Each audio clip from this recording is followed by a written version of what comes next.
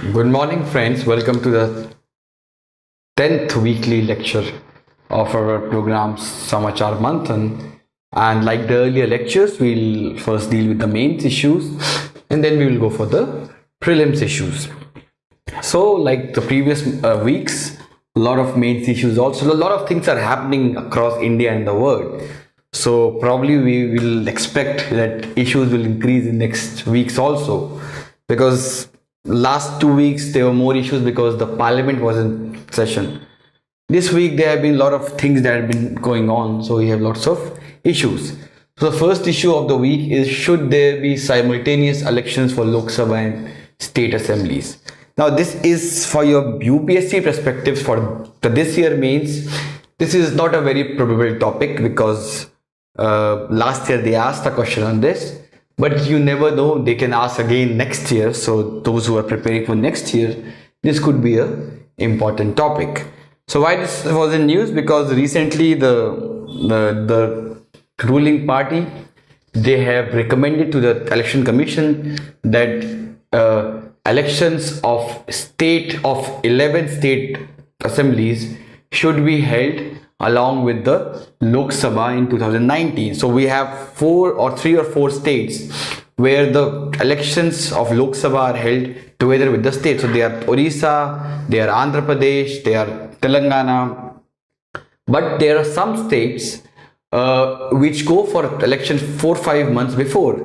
So we have Chhattisgarh, we have Rajasthan, we have MP. So the central government wants that all the states or all the state elections where the election is due 6 months before or 3-4 months after, they should be held together.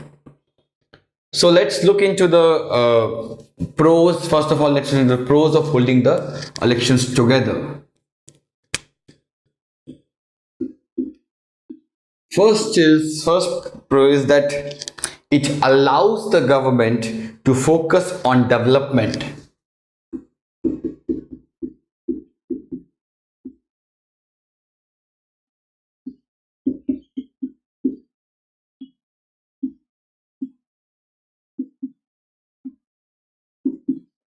So, as you know that before elections, we have this model code of conduct, and once the model code of conduct is invoked, you can only do the routine work. You cannot announce any new policy, you cannot announce any new project. You only have to complete the project and you have to do the routine work. And since you have model code, because you have, see, model code of conduct is not just invoked for central or for Lok Sabha elections. It is even invoked for the panchayat elections. Even if there is by-election, MCC is invoked. So in a year, around 160 to 150 days, you have model code of conduct which has been invoked in a state, which means almost half a year the state government cannot announce any new policy or they cannot announce any new initiative. They only have to do the routine work in those 3, 4, 5 months. And that makes the governance suffer, that makes the development suffer, that slows down the development process. So this is, and if there will be simultaneous elections, then we will have elections only once. So MCC will be invoked only once in a year. So that will solve the problem of, or that will allow the state government to focus more on development. Next is that it will reduce the expenditure on polls.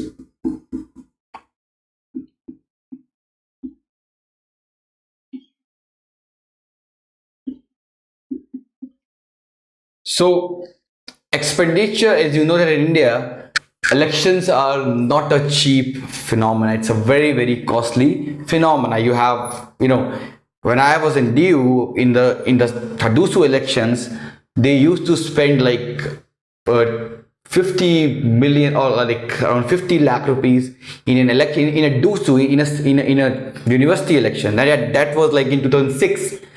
So now in all elections, even in the corporator elections, you have to spend so much. So when there will be election once, it will reduce the total overall. So the party has to spend only once rather than spending like 10 times in 5 years, it has to spend only once in 5 years. Next is it will increase the voting percentage.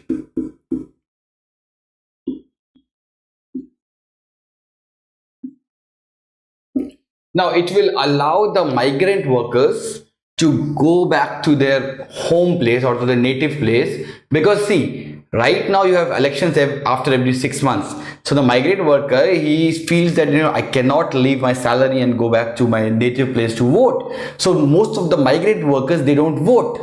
But once, if there will be election every 5 years, then it will be very easy for the migrant worker to go back home to vote, because taking a leave in 5 years is it's okay. So even election commission has estimated that 7 to 8% they will be increasing voting percentage if we implement the simultaneous elections.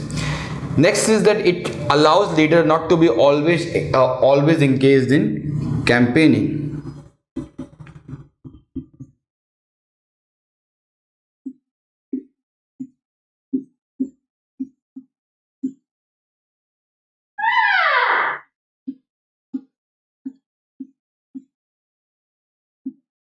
So this is very, very relevant for our incumbent Prime Minister Modi ji, because as you know that even if there is any even there is a grassroots election or even a panchayat election in any state, he goes and he campaigns, and this means that he has less time to do the government work.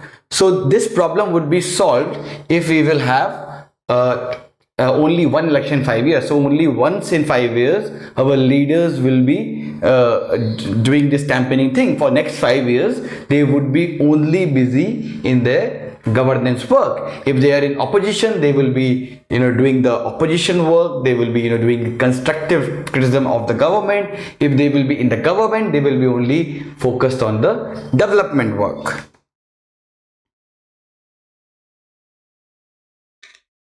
Next is that it will reduce the mushrooming growth of political parties.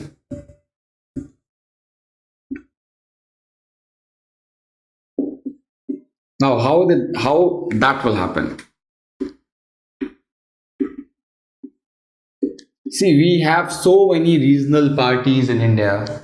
I mean, more than probably 200 parties are registered in election commission. So I was actually in Cuba when I was doing my masters, and I spoke to a army captain, and he said, when he asked me that how many political parties are there in India, I said around 200, and he was like, he could not believe in that, because he said we have just one party. How could you have 200 parties? I mean, what kind? He said that even in the democracies which he knows, there are just 2 or 3 parties.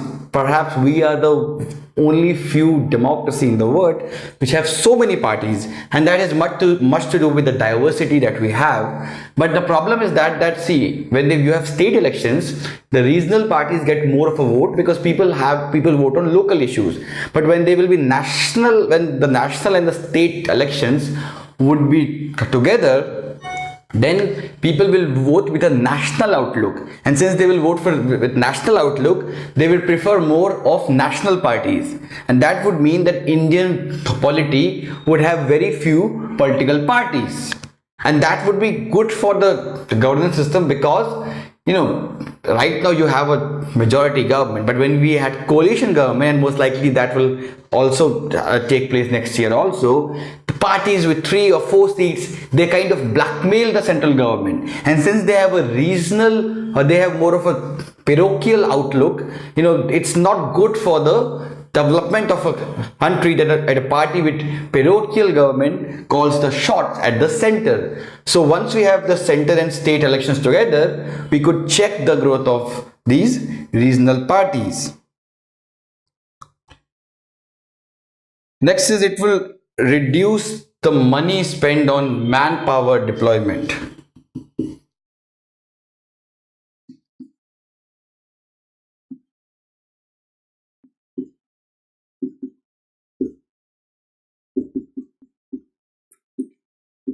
See, usually who do the election duty? It is generally the government school teachers, and that is one of the reason why why the condition of our schools, government schools, is so dismal, because most of the time in a year these government teachers are engaged in the duties of election. Same goes with the central government employees, state government employees.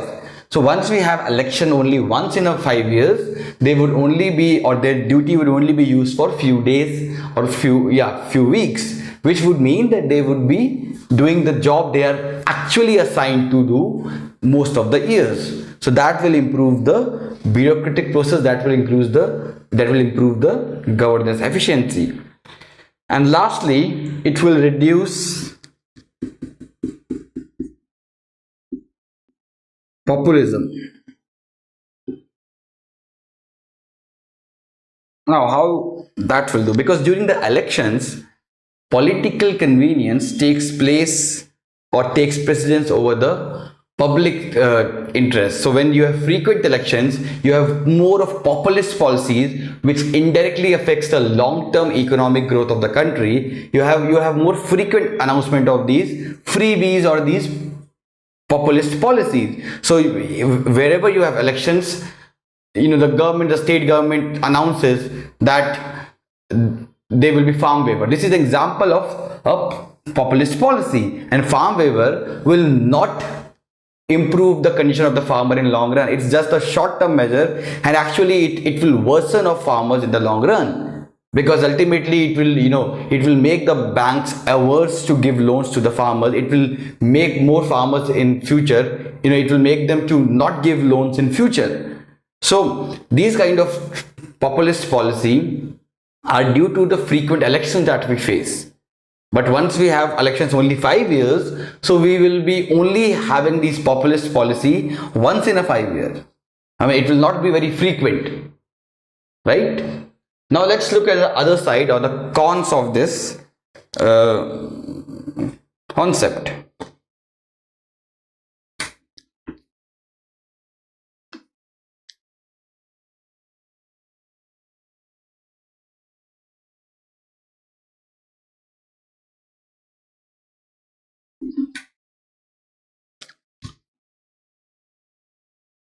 So the first is that frequent elections keeps the politicians accountable, or keeps the government accountable.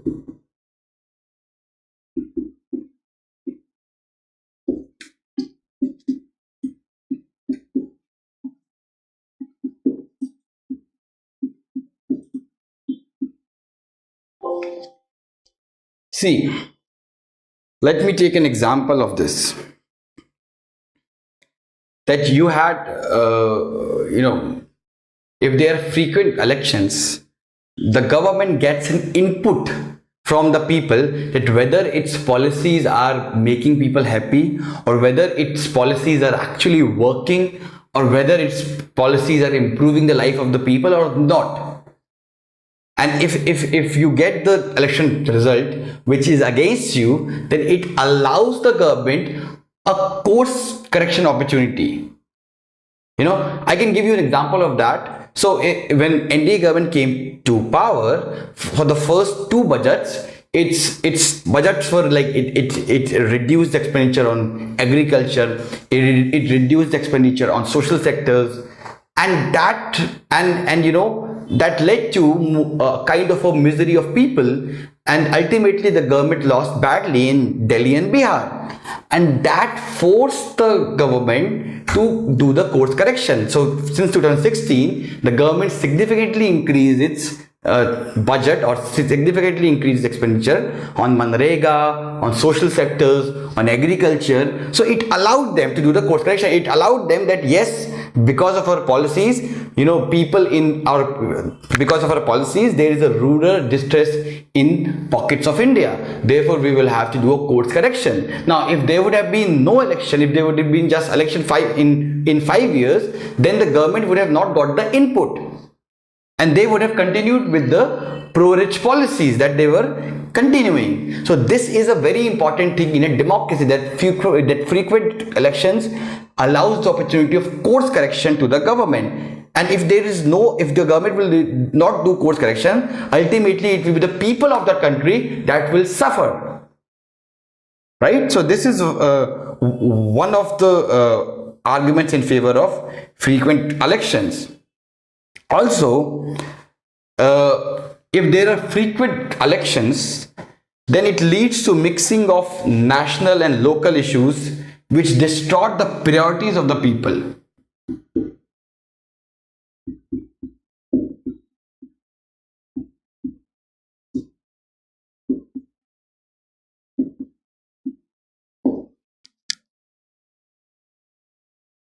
See, let's understand this point that suppose I am a big fan of Narendra Modi, but in the state, I know that my chief minister, who also belongs to the same party, he is corrupt.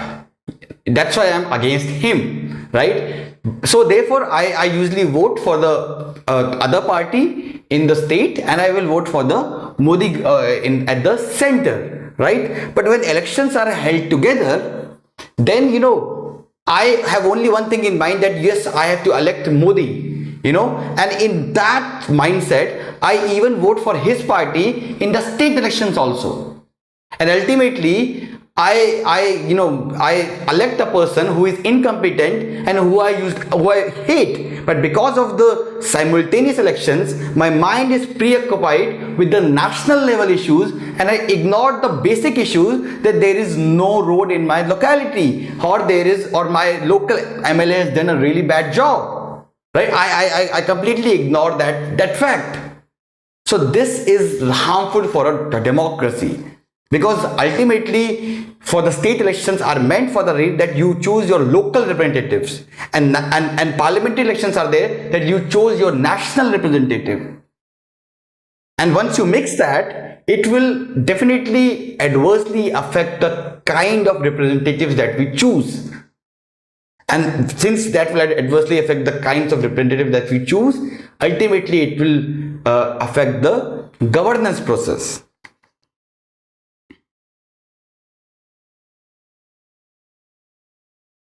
Next is logistic issues.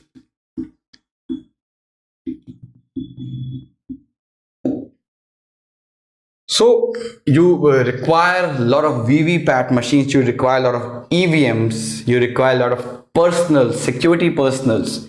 It is not easy for for us to organize state and Lok Sabha elections together, and because you need to raise a additional number of battalions of Central Armed Police Force, right? So there are also logistic issues, and because of logistic issues, there is a chance that it could lead to more rigging, because you will have less police personnel, you will have less security personnel, which would mean that it will make the booth more vulnerable to rigging or to booth capturing. Next is, there's also some practical problems involved in implementing.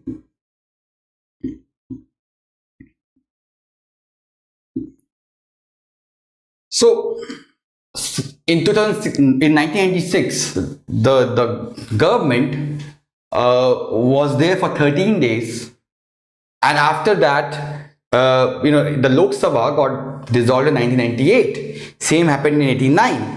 So in 2 years, Lok Sabha got dissolved. Now, would you dissolve all the state assemblies after 2 years?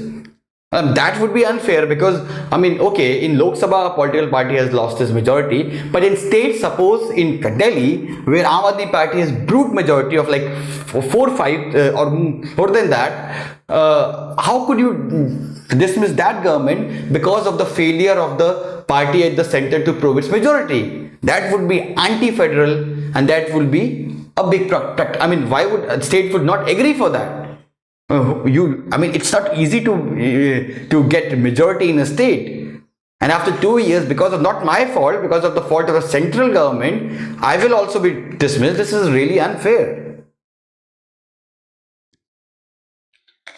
Next is that the idea of simultaneous elections, it goes against the constitutional structure of Indian parliamentary system.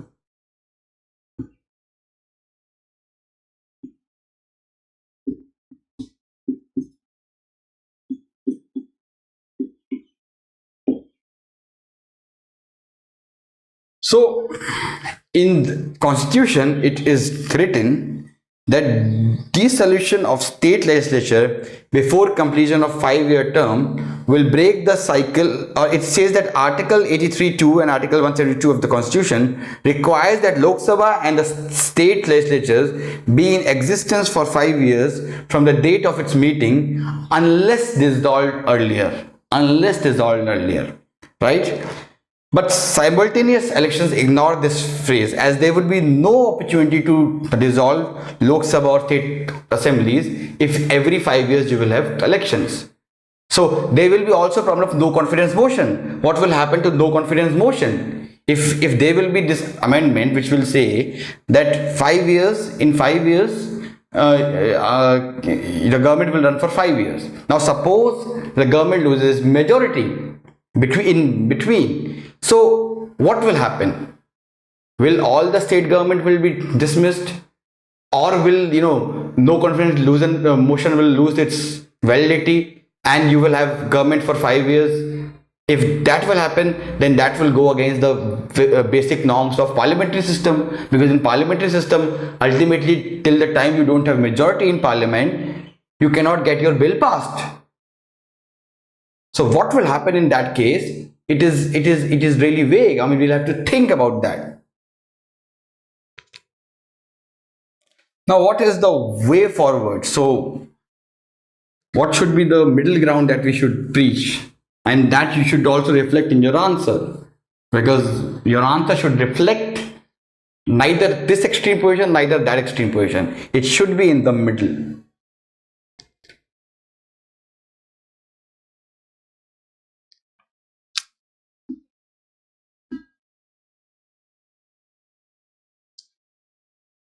So, according to the election commission, according to ex-election commissioner S.Y. Qureshi, we could take a middle ground which is somewhere in between both of these extremes. And he said that it is possible to reduce the duration of elections process by half by conducting the election in one day. So rather than having elections in 6 phases or 7 phases, what we can do is we can conduct election in one phase. In UP, the election process ran for like 1.5 months. So it would have been very easy if it would have been done in just one phase. Then the period of model code of conduct would have been also very short. Also, he's recommended that we can raise a few battalions of Central Armed Police Force to solve that logistic issues that require security. So we can raise few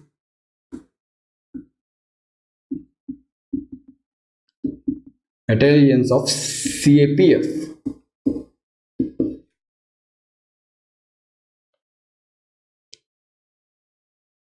Also, we should reduce or we can solve the problem of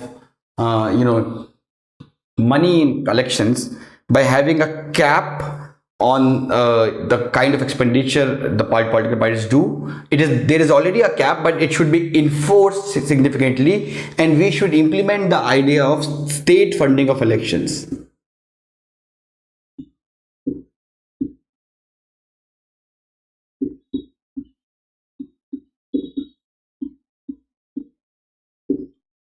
So this will solve the problem of the money, or it will solve the problem of role of money that we face. And lastly, he's suggested that states could be divided into 2 groups, and one group of states will have elections along Lok Sabha in May 2019, and another group would have elections in November 2021. So in that way, we will only have 2 elections in 5 years. Right? So these are some of the practical suggestions which he gave, which he thinks that it will solve the problem, or it will remove the status quo, which is not really good.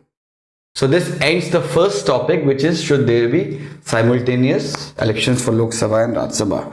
Let's go to the second topic, which is a bill has been passed in Lok Sabha which allows for proxy voting by NRIs.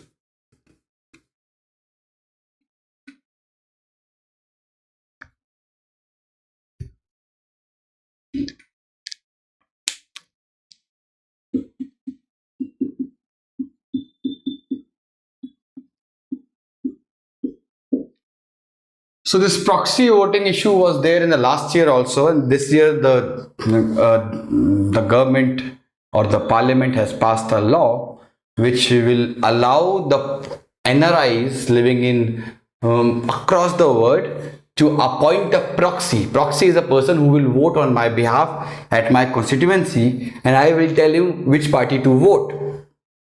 So before that, let's understand the difference between NRI, OCI and PIO. So NRI is a person who is citizen of India but who lives abroad for more than 183 days a year. OCI is a person, so he has an Indian passport. He does not carry the passport of any other country. He's Indian in full sense. Second is OCI. OCI is overseas citizen of India, and he is a person who has two passports. He is actually, ultimately he is a citizen of another country, and he is not allowed to vote in India, but he has a lifelong visa-free travel. He can do a lifelong visa-free travel to India, but he cannot vote. He cannot, give these competitive exams.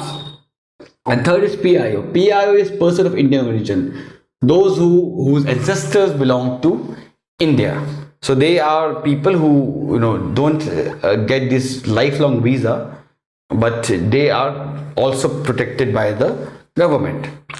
Now, what does this bill say? So the name of the bill is I think it's an amendment in the RPA. So let's look at the key features of the bill.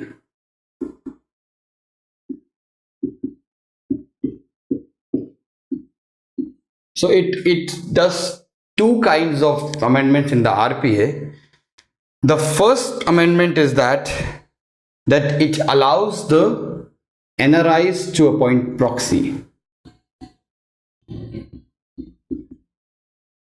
See, till now, only the service personnel, those in the defense forces, only they were allowed to appoint a proxy during the election. So they can appoint a proxy and say that he will vote on my behalf. Now the NRIs will also get the same facility. Second change which this bill did was that it made the defense personnel, it made the spouse thing gender neutral.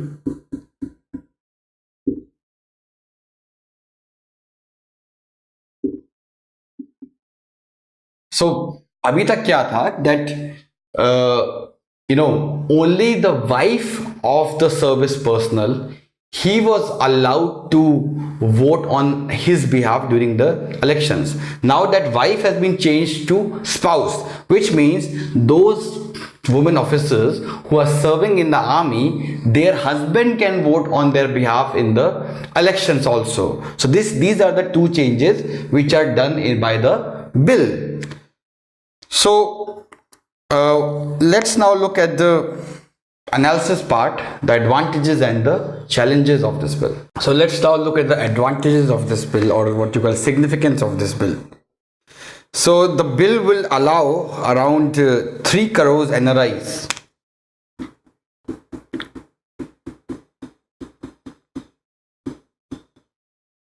to be part of electoral process in India.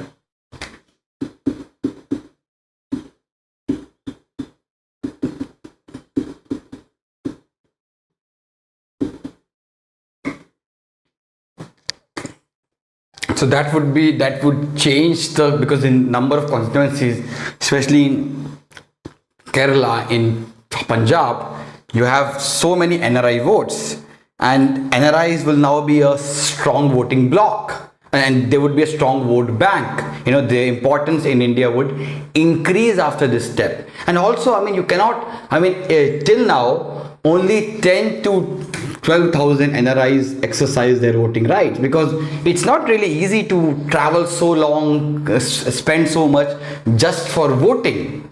So therefore, this would be this would make their life easier. This would allow them to to vote, and this would also allow them to get more involved in the Indian matters, because now they know that they can vote, they can change the government, so they will become more interested in the Indian affairs, right?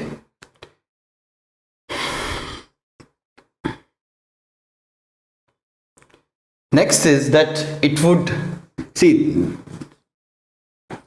there was this allegation that since NRIs live abroad, they're not aware of India, and they're not aware of the problem. Therefore, they should not be given the rights to vote or right to vote, because they will not use it judicially, because they are not aware that the government is functioning well or not. Right? But this excuse is now, it does not have that much validity, because in the age of newspapers, videos, YouTube, Netflix, even the NRIs, they are actually, most of the NRIs are even much more aware than Indians about India, because every day they have been just reading the Times of India and the Hindu and all these papers, and actually they are more interested in Indian affairs because they are living outside.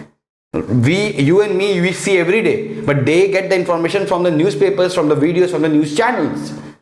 So they are actually, most of the NRIs or many NRIs are much more aware than us about the Indian problem than we ourselves. So this excuse is no more relevant in the age of IT, in the age of globalization. So now let's look at the other side, or the challenges or the criticism of this bill.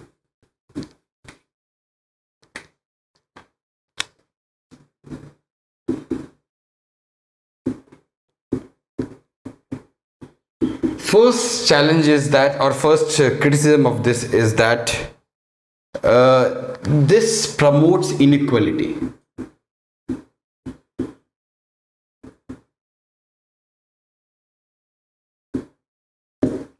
Now, how does it promote inequality? Because you have around so many millions, or around 70 or 80 millions, or I think there's 400 millions internal migrant workers in India. You have not given the option to them. They have no option but to go back to their native place and vote. And because most of them are poor, and you are making this option for the NRI people who have left the country, who are earning for some other country, you are giving the option to them.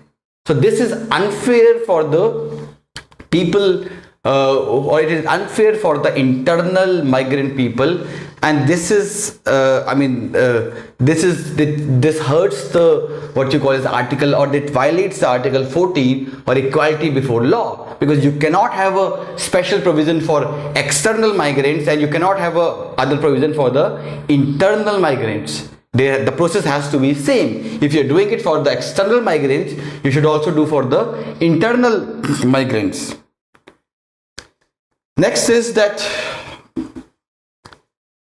it cannot be guaranteed that a proxy voter will vote as per the wishes of the actual voter.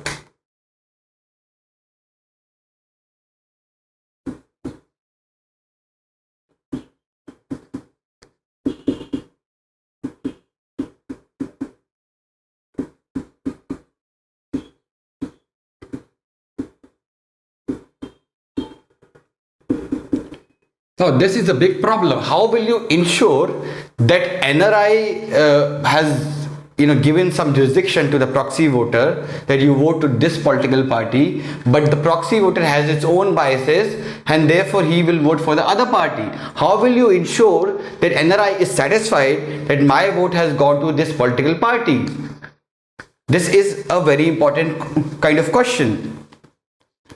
And this actually it also violates the principles of secrecy of vote.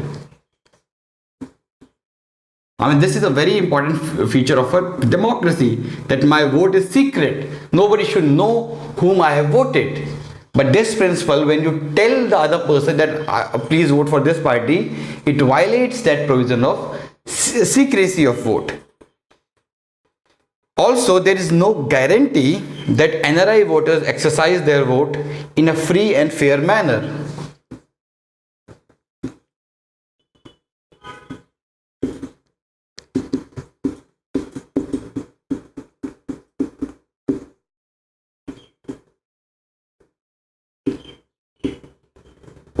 Let's take an example of this. Suppose there is, in Gulf you have so many Indians. Now suppose there is a company in Gulf which which has 10,000 Indian employees, and that company also has interest in India. Now suppose that company has a good relation with the Indian government or with the opposition, and they did a deal that okay, we will give you this contract once we will come to power, but you will have to ensure that 10,000 of your voters vote for our political parties.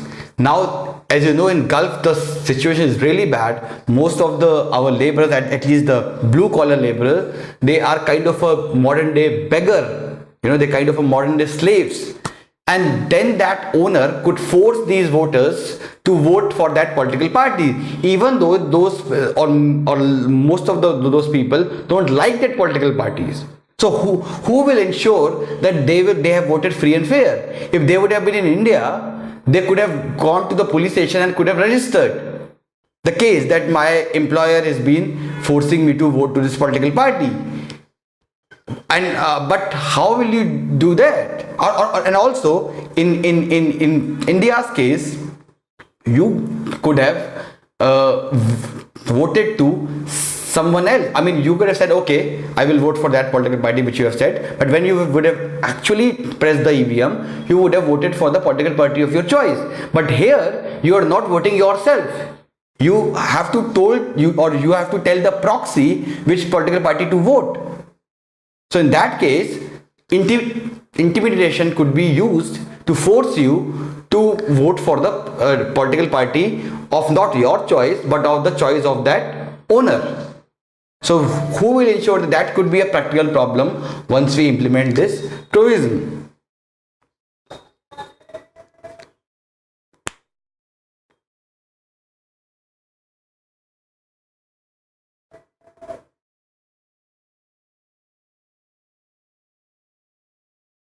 So what is the conclusion to this? So the government should ensure that, or the election commission should ensure that the NRI should know, or should be foolproof. He should be told that his vote has gone to this political party. This should be ensured by the government and the election commission. Only then this process would work in the long run. Otherwise, there are certain issues which could create practical problem in the implementation of this initiative. Let's move to the third issue, which is US-China trade war.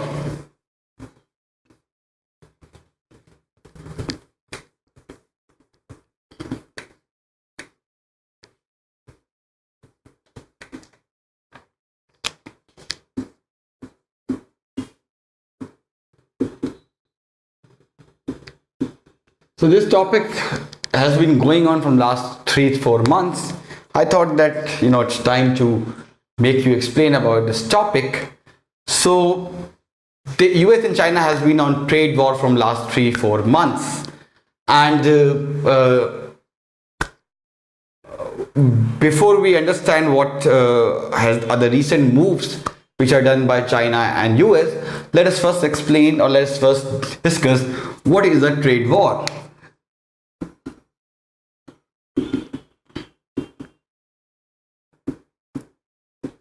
So trade war is a situation where there are two countries, A and B, right? So suppose A imposes a tariffs, A imposes a tariffs, or it increases the tariffs on all the goods that are being imported from B.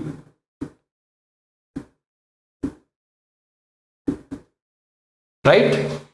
Now, in the retaliation, B also, and the reason behind this is to protect the local industry.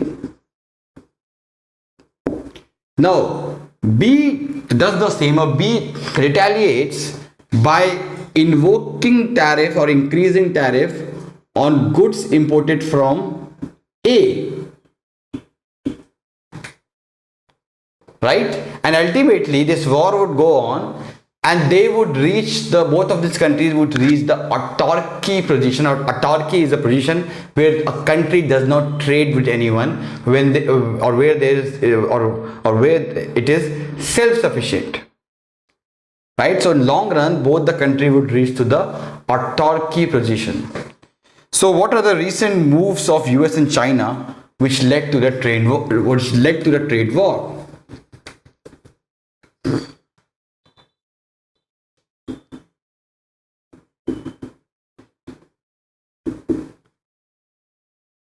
So US few months back, it slapped a tariff on imported Chinese goods worth $34 billion.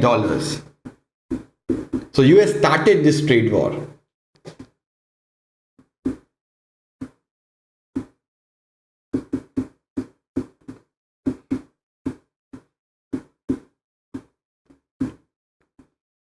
And these goods were aircraft parts, flat screen television, and medical devices. So the US imposed a tariff of 25% on these goods.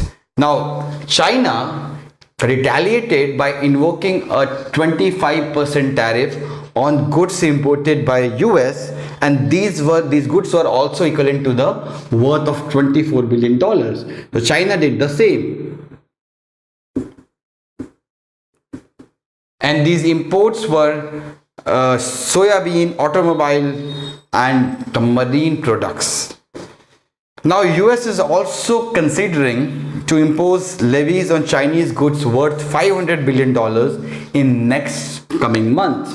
And China has announced that it will do the same if US does the same.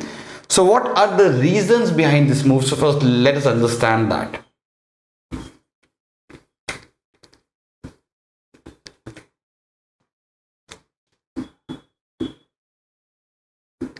So first reason is, of course, the madman of USA, Donald Trump.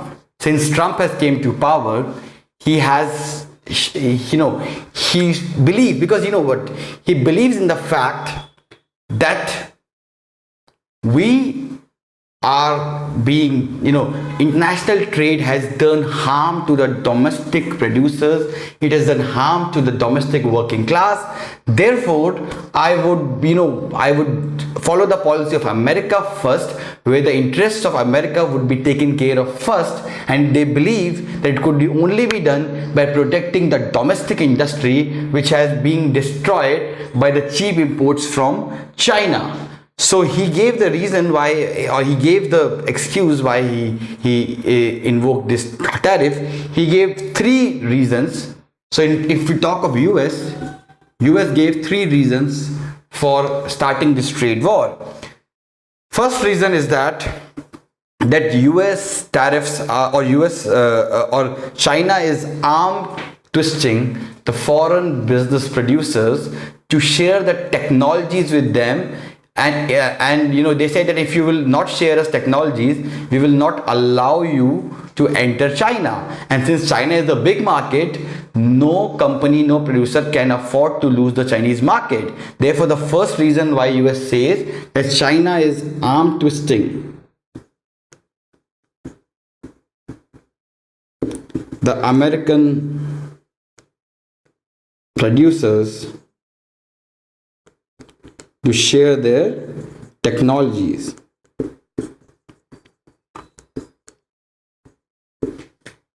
Second reason why US has invoked this tariff is that China is focusing on made in China like we have Make in India, China has also started Made in China 2025 program, and the objective of this program is to transform the China into an advanced manufacturing powerhouse by 2025. So it is in response to the Chinese protectionist measures.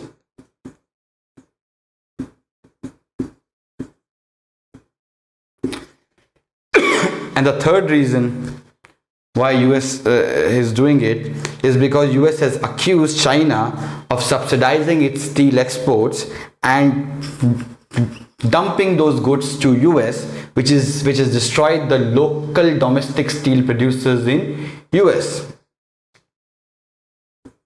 So third reason is dumping by China.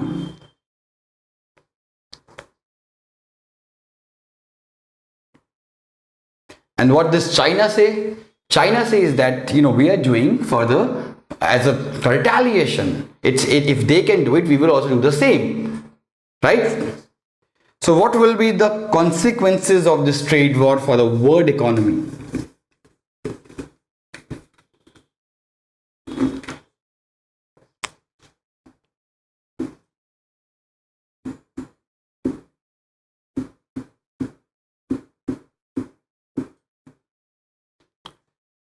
So first consequence would be that both China and US, their economy will get hurt. So according to an Oxford economic, which is a think tank, they have estimated that tariffs would knock down 0.1 to 0.2% of each other's growth rate in 2018 and 19. And this would mean that both the countries would lose around 30 to 60 billion dollars.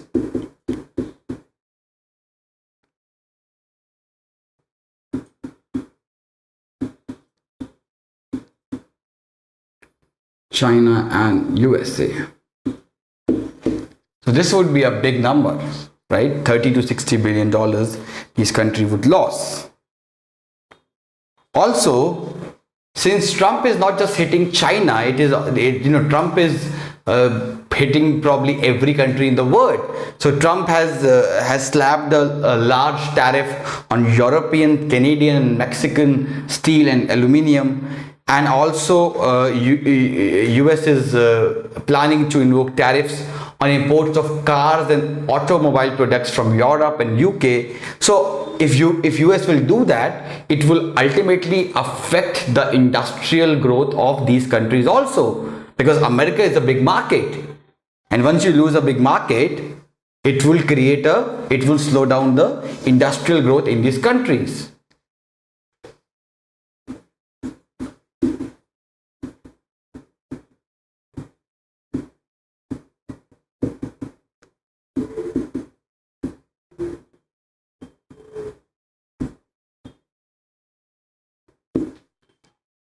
Next is that,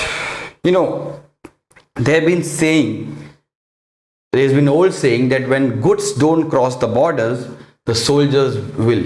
So when you think of the whole atmosphere, China and US, with all the conflict they have, they are not engaged in the military conflict. And the big reason why this has been made possible is because both of them are dependent on each other economy wise. US imports $500 billion of goods from China. China does around 200 billion from US. So they know that if they will fight with each other militarily, it's going to destroy the economy of both these countries, because they are linked to both the countries economically. Now, when during the World War I, after the World War I, till the World War II, we had faced this same thing or this same problem of protectionism. And that led to World War II, because the countries know that we are not dependent on each other economically. And since we are not dependent economically, even if we fight with each other, it will not destroy the economy of our country. So this is also a problem that it could lead to. It could increase the military military hostility between USA and China.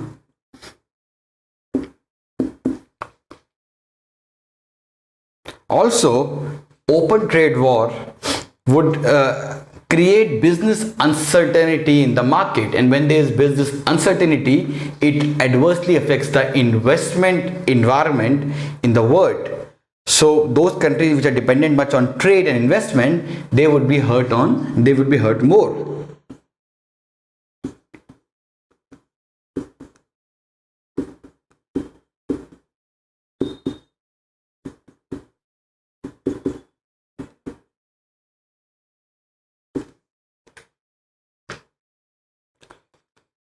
Now let's look into the concerns for India.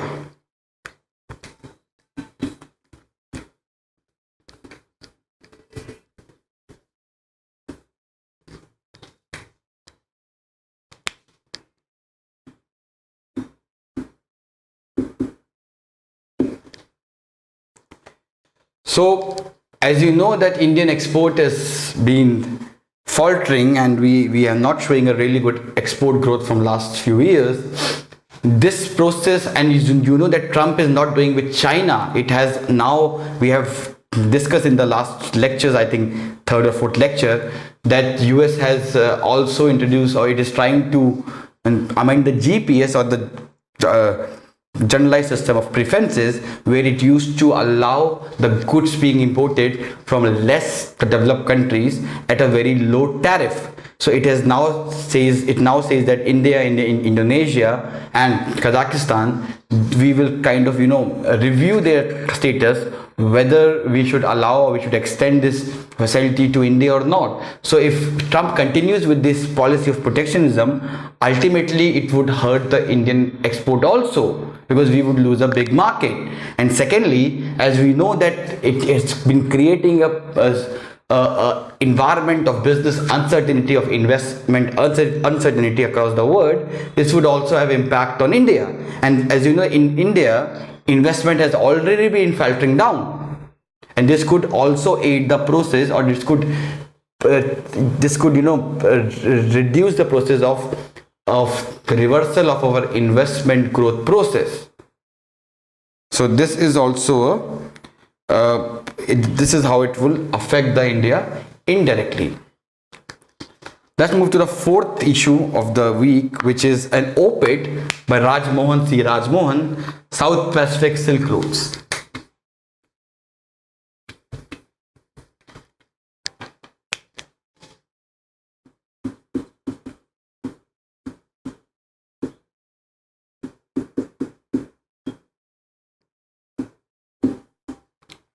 So Rajmohan's op-ed and Indian Express are always a delight. They are very important for your exam.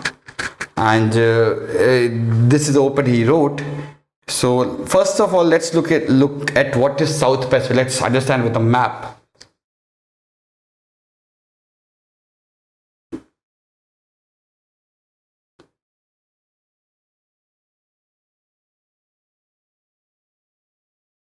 This is something of Australia, not really, but looks like that. Now, just beyond Australia, so you have North Pacific, where you have Philippines and all these countries, now Hawaii, Philippines. Then you have South Pacific. So South Pacific is somewhere here, and it has countries like you have Fiji, you have Tonga, you have Samoa. All these small islands, they are just on the east of Australia. And when you talk of North Pacific, it includes Philippines, it includes Marshall Islands and all these countries. Micronesia is also in North Pacific. But when you talk of South Pacific, you have Fiji, Tonga, Cook Island, French Polynesia, Samoa, Vanuatu, Tuvalu. All these countries belong to South Pacific. So this article deals with the fact that US or China is not just doing the Silk Road thing in the subcontinent of India, but also in the south of Pacific, and that is making Australia and New Zealand nervous, because Australia, like India, is considered as a dominance, or it is considered as a dominant country in our subcontinent. Australia, these regions or these countries are in the Australian influence of affair. So Australia is a big bully here, right? And they have become apprehensive with the fact that China is increasing connectivity with these countries, because Australia and New Zealand consider this as their zone of influence. So what is China doing? So China has recently, it has announced that it will have a military base at Vanuatu, and Vanuatu is just next to Fiji. So here is Vanuatu. So China has announced that it will push for a military base in Vanuatu, and also it has said, or China has a company called Huawei, and Huawei has recently bid for building an undersea internet cable between Australia, Solomon Island, and Papua New Guinea. So Australia has rejected the bid, and now Australia is saying that it will himself build this undersea internet cable. So now Australia, because see, it's not just the small islands they are, it's about the EEZ. I mean, why is China fighting over few islands in South China Sea? That will not give him that much kind of land. The main idea is that once you claim that this is your island, you get the EEZ, or the exclusive economic zone around that island. You have a claim over that, and usually the EEZ have resources of oil and minerals. So China is focusing on South Pacific because it feels that it will get access, if it will have close relations with these countries, it will get access towards economic or EEZ, which surrounds these small island countries, and that is making Australia and New Zealand worried. So now Australia and New Zealand have kind of did a partnership, and they have made an alliance where they will jointly counter, or they will jointly combat the increasing Chinese expansionist design in that area. So Australia and New Zealand are now preparing to sign a wide range security pact with South Pacific nation.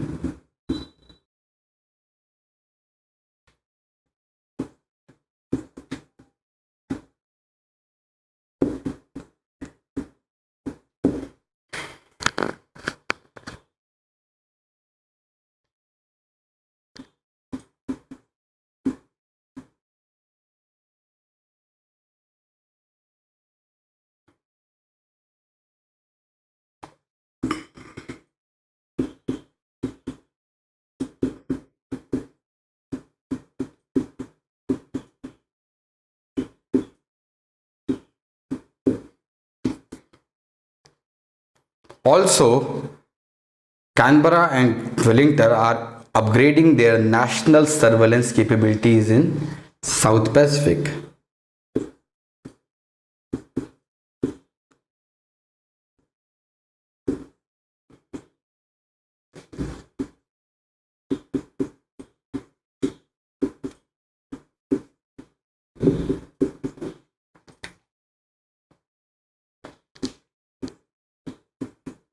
So now, after sleeping for many years, Australia has finally woken up, and now it is increasing its military cooperation and surveillance capabilities in the South Pacific region. So this is an opportunity for India, according to the author, because it says that, we have been seeing this thing from last many years, that China is not just threat to India, it is threat to all the countries in the Far East, whether it's Japan, whether it's Korea, whether it's Australia, New Zealand, whether it's even US. So it is saying that we should have a joint alliance where we can together combat the expansionary designs of China. And Australia was not really interested in that, but now that China is doing in its backyard, Australia's eyes have now become open, and it provides an opportunity for India to include Australia in that alliance to check the Chinese expansionary design in the region. So the this ends the fourth issue. Now let's look to the next issue, which is rebooting the system for skills upgrade. This is an op-ed. This was an op-ed in Live Mint.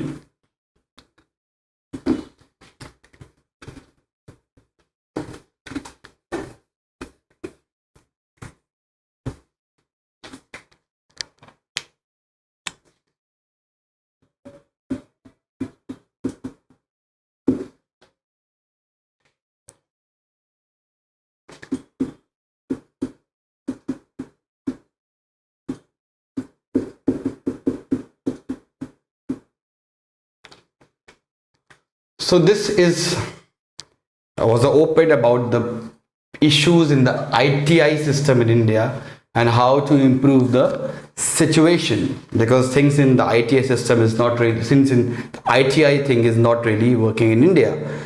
So recently there has been a report which was released by the Standing Committee on Labour on the ITI and Skill Development Initiative Scheme of the Ministry of Skill Development and Entrepreneurship. So what does the report said? The report says that there is this proportionate rise in ITIs since 2007.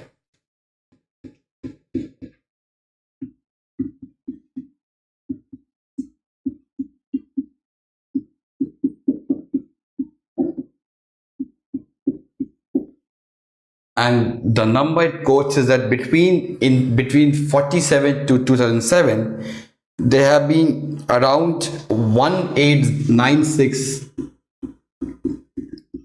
public and 2000 private ITIs which were established. That was between 47 to 2007. Between 2007 and 17, 9,000 additional private ITIs have been established. So in 60 years, just 2,000, and in 10 years, 9,000 more ITIs, private ITIs, have been established. So should we be happy with the fact that we have more ITIs being established, but this picture does not reflect the reality, because this increase is not because of some effort done by the government, but it is because of the dilution of standards of giving certificate or accrediting or giving permission to establish an ITI. So why there is, and it says that there is a great dilution in the quality, in the standards of the private ITIs or the newly established private ITIs that we have in India. So why there is dilution in the standards of ITI? There is 3-4 reasons behind that.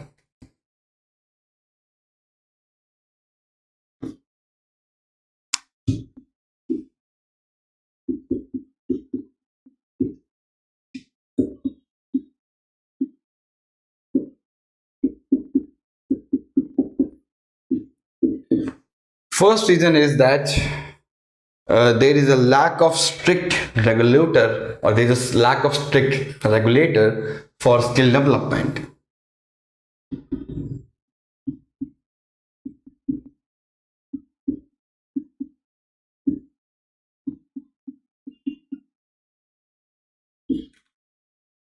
So in India, we don't have a proper government regulator for the ITIs. And since the government has a lot of other responsibilities, it has outsourced the job of regulation to a private body which is known as Quality Council of India. And this Quality Council of India is a private body And this is because the government does not have the staff and the resources to have their own body for doing the job of accreditation, affiliation, and other things, and certification. So QCI failed to have a proper vigilance, failed to have a proper monitoring over the new ITIs being established. So it has given permission, it has given certificate, it has given accreditation to almost all the applications which came to him. There was no proper oversight done by the QCI before they can establish an ITI. Second reason why we have this problem is because the new ITIs have been established by a standalone private training partner.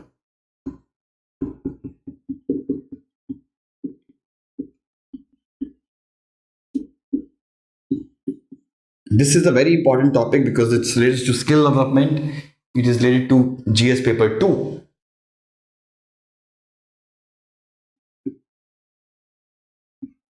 So see, suppose tomorrow I feel that because QCI is giving permission very easily for establishing ITI, and I therefore also apply for that permission, I will get the permission very easily. Now I establish an ITI in my office. In a small office, I establish an ITI. Now my whole purpose is to earn profit. I don't care whether what I'm teaching, I don't care whether what I'm teaching is relevant for your, or it will be relevant to get you a job, or it will be relevant to make you an entrepreneur. No, because it's just a side business for me. My job is to get money from you and teach any shit which I can do, right? Now, if the ITA would have been run by an employer instead of a standalone private player, then the quality, the curriculum, the infrastructure would have been better, because he know that the person which I am training, I will have to employ them in my factory, in my organization. Therefore, I will teach them things which are relevant in the market. I will not teach him the bookish knowledge. I will teach him things which will improve his skills and ultimately which will benefit me. Now the problem which has happened was that most of these new ITIs which have been established, they have been established by these standalone private players and not by the employers, and that is why we have this dilution in the standards. Third is lack of ownership.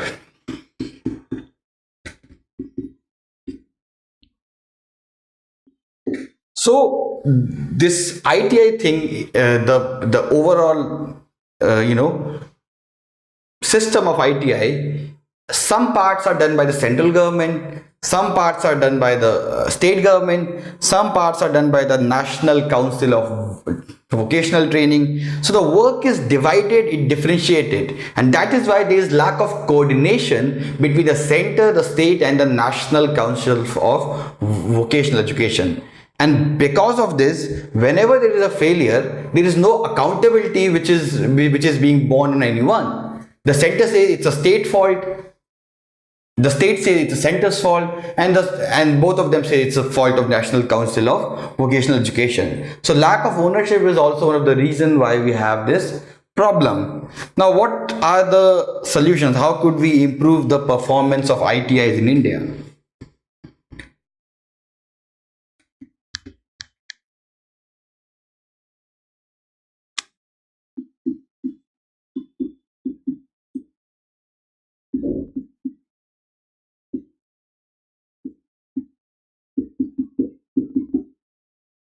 First is that we should implement the recommendations of Sharda Prasad Committee.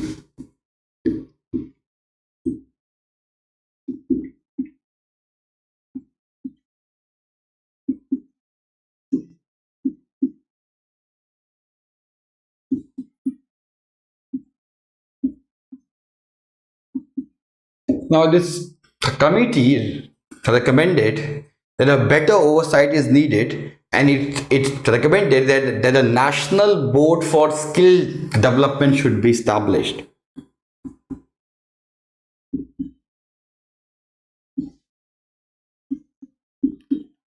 And that national board for skill development should be a regulatory body for the skilling process or for the skilling sector. It should be a government body, and it should have independent members who can work like UGC, because you see, it says that what we need is that uh, a body which properly gives accreditation to the ITI. So ITI should be accredited to A plus, A, B, and based on that, the government will know the potential of some ITIs which are performing really well, and those ITIs the government could fund them more, right? Or even the private sector could fund them more to the CSRs. So this is the recommendations of the Sharda Prasad Committee, that we should have a proper independent board, government board for skill development or for ITIs, and that board should ensure that only those ITIs which are capable, only they are given certificate, or they are given recognition, and also all the ITIs should get accredited in a scientific manner, and based on that accreditation, the government could pump money on those ITIs which are performing really well. Next is that we need a micro reforms.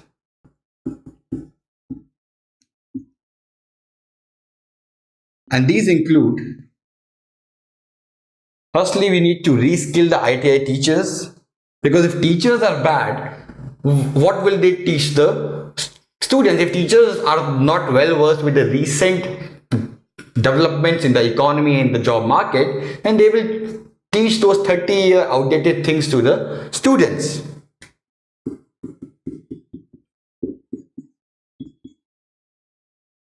Also, we should ensure that the teachers student ratio is maintained in the classrooms.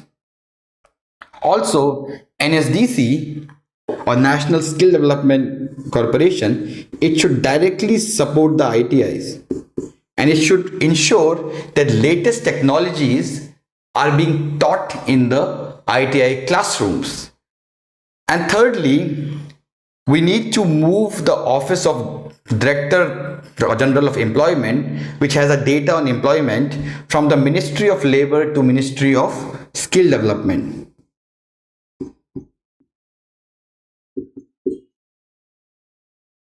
Because this data is very important to ensure that which areas are giving more jobs, therefore we need to train more people in that area. But ultimately, because it's in the Ministry of Labor, so there is lack of coordination with Ministry of Skill Development. Now that Ministry of Skill Development is in charge of skilling people, this office should be transferred to the Ministry of Skill Development.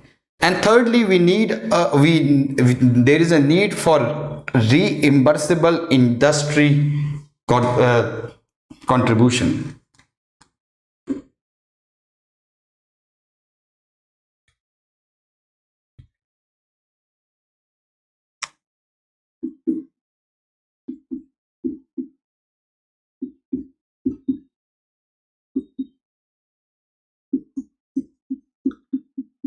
Now, this model of RIC has been working in 62 countries, and see, the problem is that we can rely on these word banks, we can rely on CSR, we can rely on other things, but the kind of need the industry, the skill development sector requires in India is enormous, and that could not be met by the loans from World Bank or by CSR contributions. What we require is that employees should themselves train the workers. That is an ideal scenario, but employers don't do that because there is a cost involved in employing or in scaling the workers, and they know that they will leave after 2-3 years. Why should we kind of spend money on skilling them? But this is possible through a process which is called as reimbursable industry contribution. And this could be there could be a tax which could be imposed on the, or all the employees, they have to pay that 1 to 2% payroll tax. It could be made mandatory that you have to pay 1 or 2% payroll tax, that when they are paid, when their salary is given, some amount is deducted from their salary. Now that money of payroll tax could be distributed to a central fund, and this central fund is managed by the government. Now the employer could first, initially it could train the employees from its own money, and once it has trained its employees, once the government ensures that that employee has been trained by the employer, the government would reimburse all the cost which has been borne by the employer from that central fund which it has created. So from central fund, all the money that employer has spent on employing the skills, that could be transferred to the employer. So the employer will now train the worker free of cost, and that will motivate the employers to train their employees. Because right now I just discussed that cost is a big problem. Once you have this payroll tax, distribute the money you get in the central fund, and once the government ensures that the employers have trained the employees, central government reimburses the cost using that fund. This is an ideal scenario. It is being practiced in 62 countries, and it could be implemented in India also. So these are the solutions which have been given in the op-ed for rebooting the ITI system in India. So this ends the fifth topic. Let's move to the next topic, which is make the global economy work for all. This is again an op-ed. Very, very important op-ed, I would say.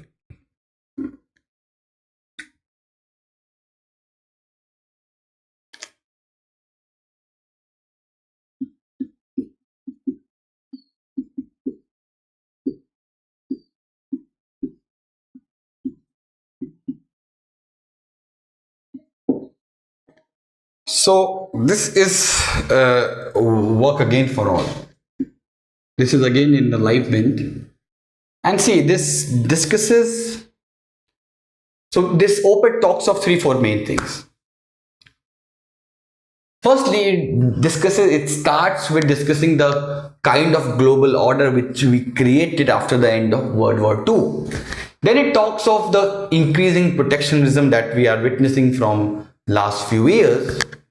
And then it is discussing how can we reverse that protectionism, increasing protectionism feeling, increasing protectionism ideology that large number of countries have been following from last few years. So first of all, it talks of the world economic order since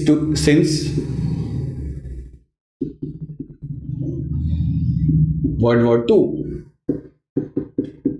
So see, after the World War II, the countries of the West, they realized the fact that if we will not be globally or economically integrated, we will face the World War III. Because they knew the fact that because of lack of economic integration between the World War I and the World War II phase, we faced the World War II problem. So they realized that the only solution to the world peace is that let us integrate, let us trade with each other, let's make this global world a global village, right? And that is why they created these Bretton Woods institutions.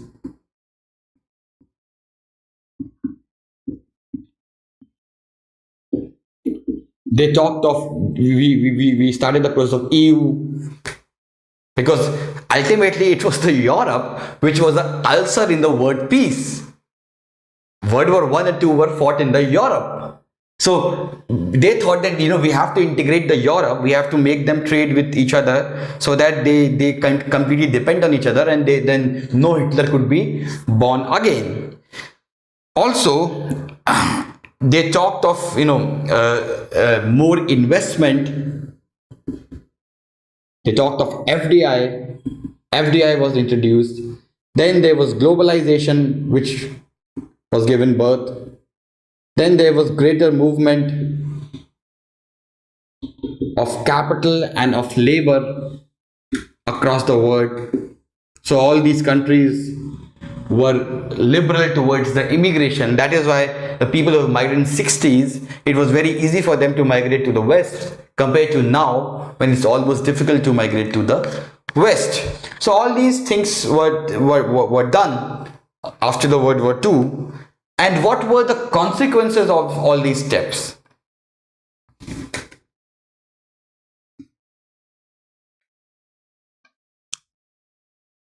So we witnessed a significant increase in the standards of living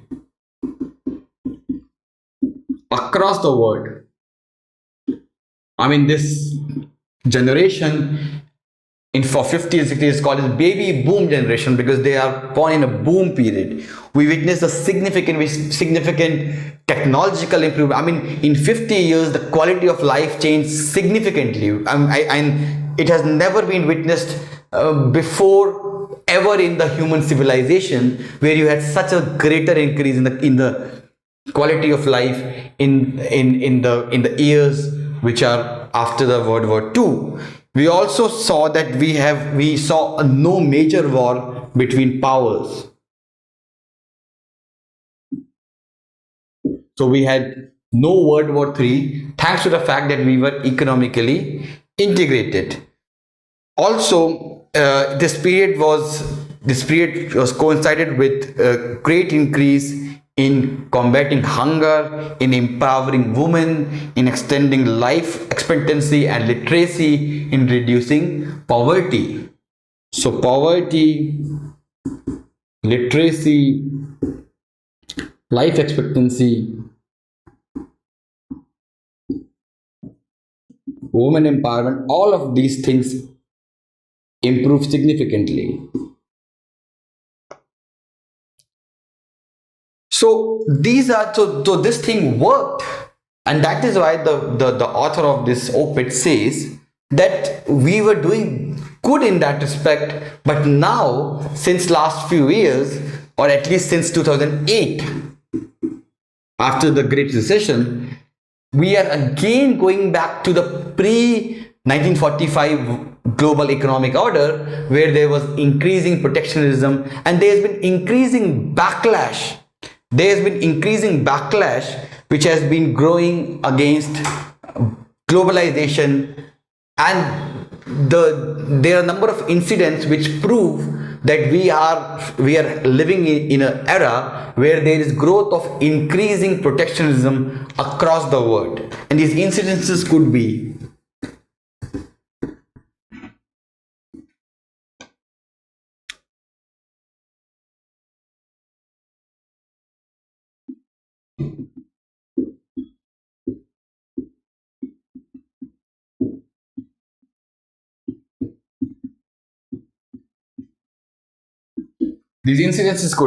the recent example of trade wars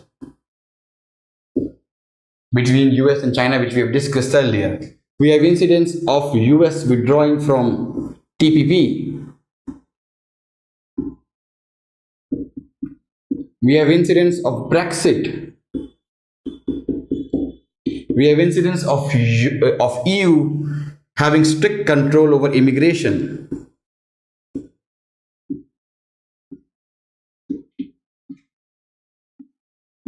And also against capital.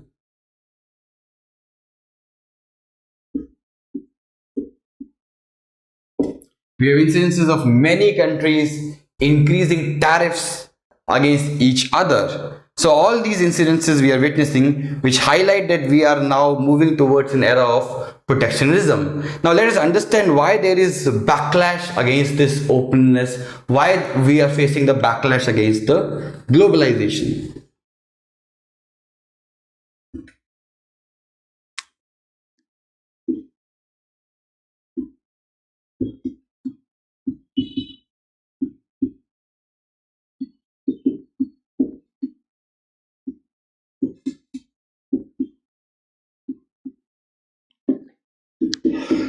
Firstly, the reason is that many of the people or many of the masses in the Western countries, they believe that because of this globalization, because of this increasing integration, there has been rise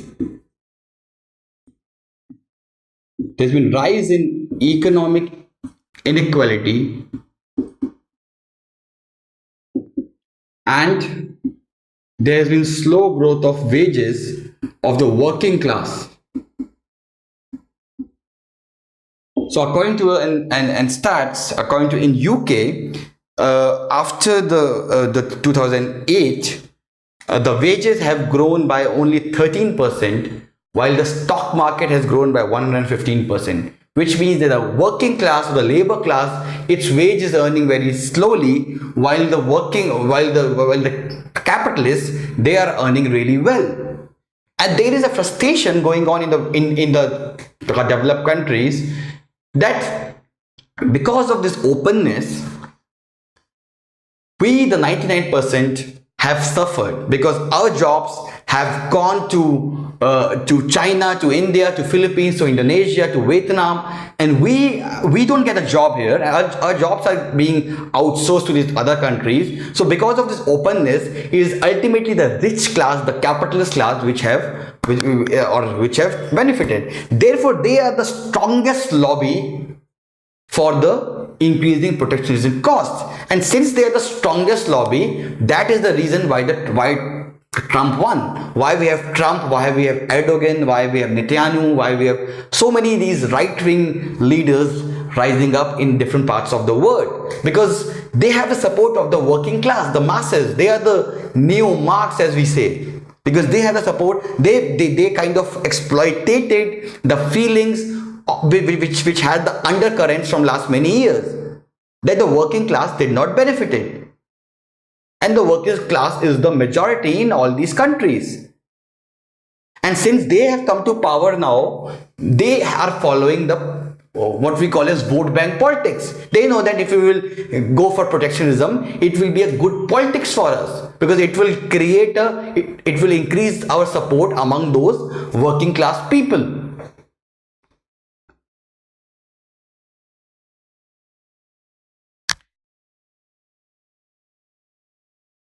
Second reason why we have this open, or why we have backlash against this globalization project, is because in some countries, because of increasing immigration, there has been a local reaction against increasing immigration. And I find that there is some sound logic behind that. Because the problem is that because of globalization, because of very easy immigration policies, a lot of people from Asia and Africa and Latin America have settled in the West. But even after living there for many years, they have not adopted their culture. They are trying to impose their own culture on them, and that is why they are facing the problem. They are saying that we had a kind of a peculiar culture. And now we can't see that, because the bunch of immigrants are coming in our country, and they're destroying our culture, and they're trying to impose their culture on us, which is intolerable. So therefore, they support people who are right wing. Definitely, they will support people because right wingers are always against immigrations, whether in India or whether everywhere else. So that is why they believe that we should have closed economy now, where there is no free flow of labor, capital and investment. So this is also the reason why we have this backlash against the openness. The third thing is that there is a perception that the governments go out of the box, out of the way, to make these corporates or make these global elites happy. So they believe that these global elites, these global corporations, they don't pay taxes. You're right, because government says, since you are creating jobs, you will not be paying taxes. They are given their intellectual property is completely protected, and this creates unfair competition. They charge lakhs of rupees for the goods which could be made in few thousand rupees, but still the government, for in the name of protecting IPR, they prevent the domestic producers from using that technology. So all these things have also created a negative perception among the masses towards the globalization concept.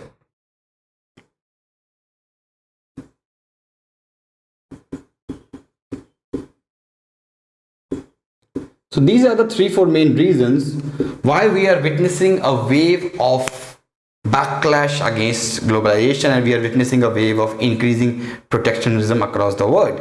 Now, what is the way forward for that?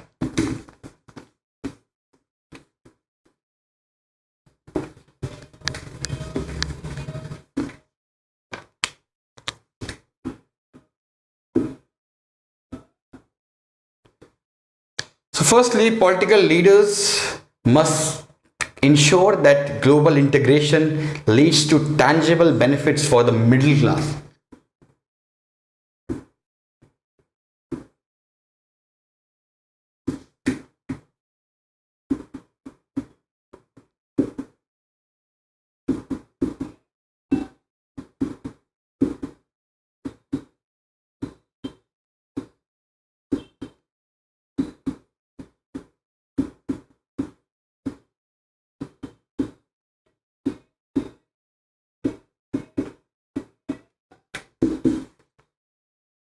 This would mean that if a global corporation is coming, we should ensure that that they create jobs for the middle class. So the middle class could say, okay, if this corporation would come to our country, we will get more jobs than that. Secondly, there should be a proper social protection which should be placed for the working class.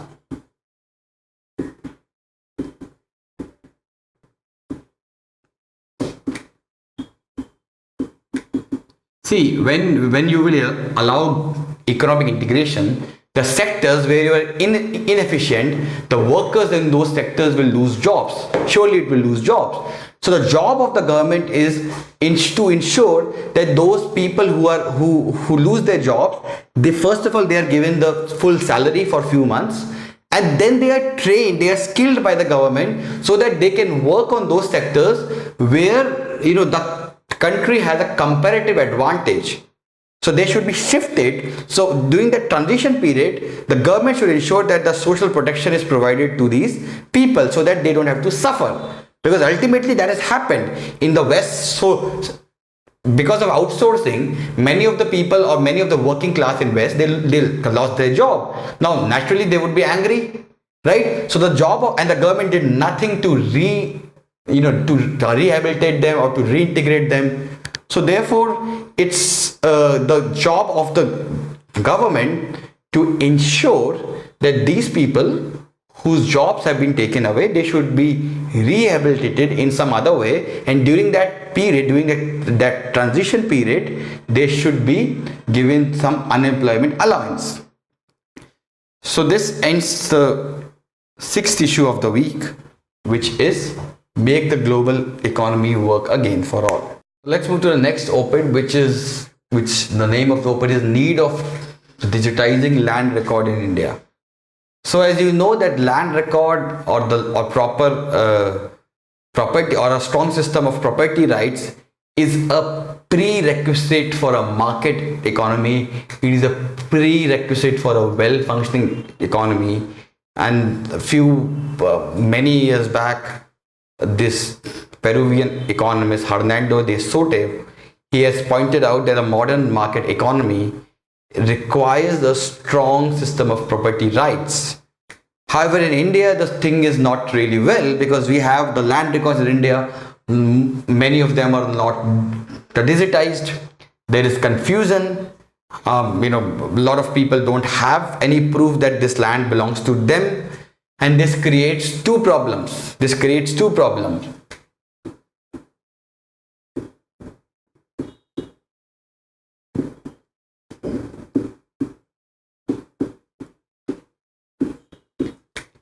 First problem is that the farmers or it overburdens the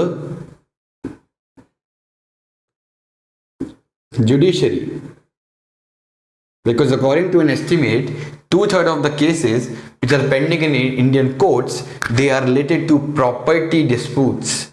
So because of lack of clear titles, you have cases in the judiciary, and judiciary's time is wasted in settling these land disputes, which means it is less time for discussing constitutional issues or other important issues like crime, rape and murder. So this is one kind of problem which it creates. Second problem is that it makes the farmers suffer, because if you have a land, you can keep that land as a collateral and take loan from the banks, because bank requires some collateral before it gives loan to you. But because you don't have any clear-cut land titles, you don't get collateral, or you don't have anything to keep as collateral, and because of that you don't get loan from the banks, and you have to be dependent on these money lenders who charge a exorbitant rate of interest rates. So these are the two main problems which are because of lack of land titles. So government has taken a number of steps in this regard, both the central governments and the state government. So when we talk of central government, it has launched a national land record modernization program in 2008.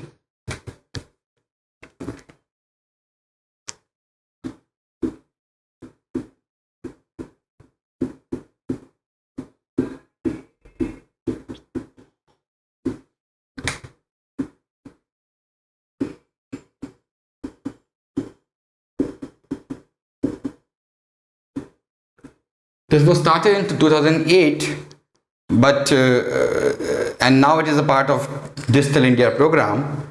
And the broad aim of this program was to modernize land record management, reduce the scope for property disputes, make the land records more transparent, and move towards conclusive property titles. But on ground, not many land records have been digitalized.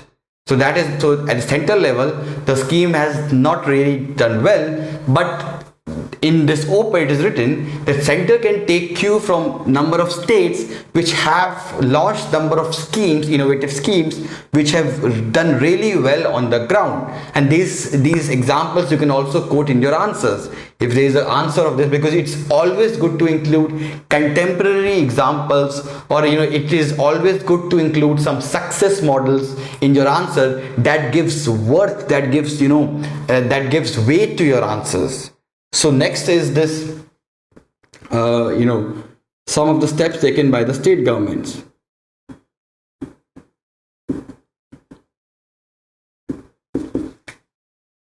First is the Bhumi project.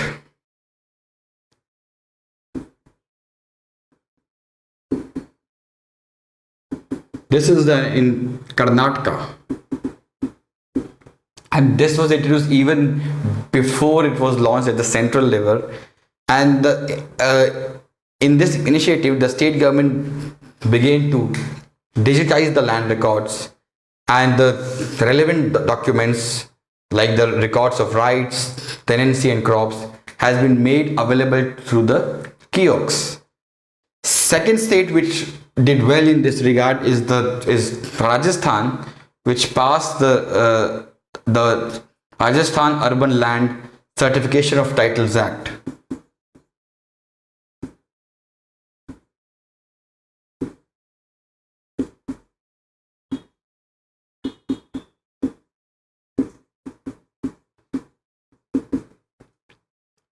So this act was passed in 2016. So in this act, what it led to was that if you have a land in urban areas, so you can go to the state government, and for some fees, you can get a certificate from the government that yes, this land belongs to Mr. This, and it cannot be captured by anyone. It cannot be, kind of illegally acquired by anyone.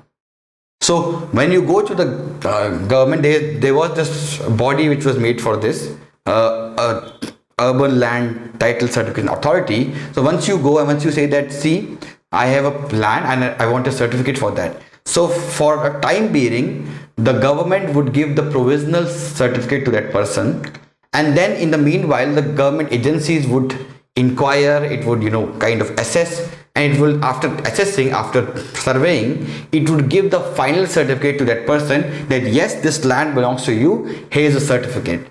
Now that property is completely yours, there is no dispute in that. So this was a long way, because this increase, or this this improved, or this made the process of land acquisition much more easier. Because the reason why the land acquisition process in India is so slow, one of the reason is because of unclear land titles, because two people claim ownership of that same land. But with this certificate, now it is very clear that this land belongs to Mr. A, and that has been guaranteed by the state. So now there is no dispute, right? Then there is also one in Andhra Pradesh also, they took one initiative. So Andhra Pradesh is using, or it has tied up with a Swedish firm, and they are using blockchain technology to prevent the property frauds. So these are the steps which are required. The center should take away from these steps, and it should ensure that the National Land Record Modernization Project is also molded in same way, and we have a clear land titles in India. Let's move to the next issue, which is the urgent need for the states to get fiscally fit. This is again also an op-ed, very important op-ed.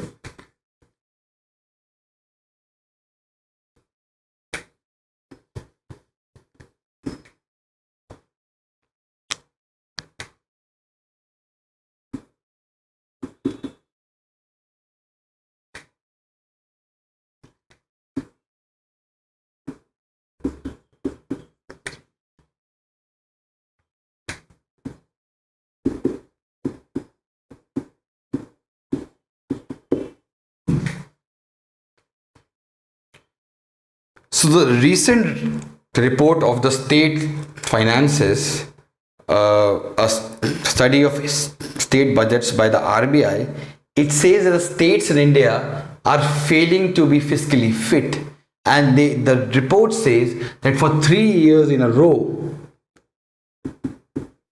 states have breached the FRBM target of 3% fiscal deficit.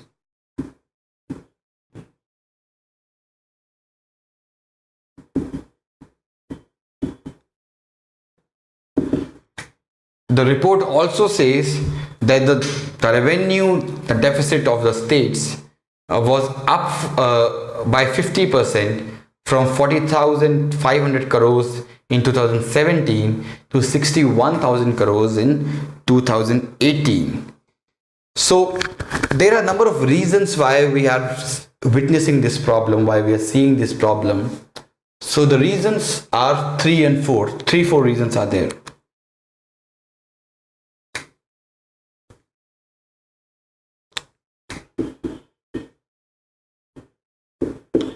First reason is because of Uday.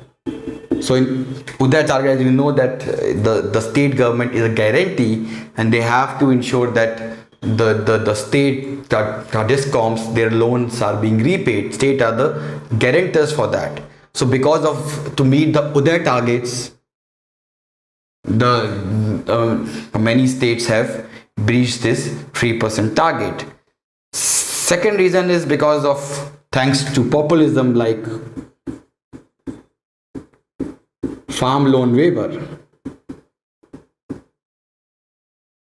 free laptops, free TV, free rice and all these things, free electricity, that has also led to worsening the fiscal condition of the states. Third is because of pay commission award. So since we have 7th pay commission recommendations being implemented, so many states, their revenue deficit have increased because of that. And fourthly, because of GST, so they are witnessing shortfalls in revenue. So all these factors are causing shortfalls in the or all these reasons are leading to worsening the fiscal situation of the states. Now, what are the actions which are needed to improve the fiscal situation of the states?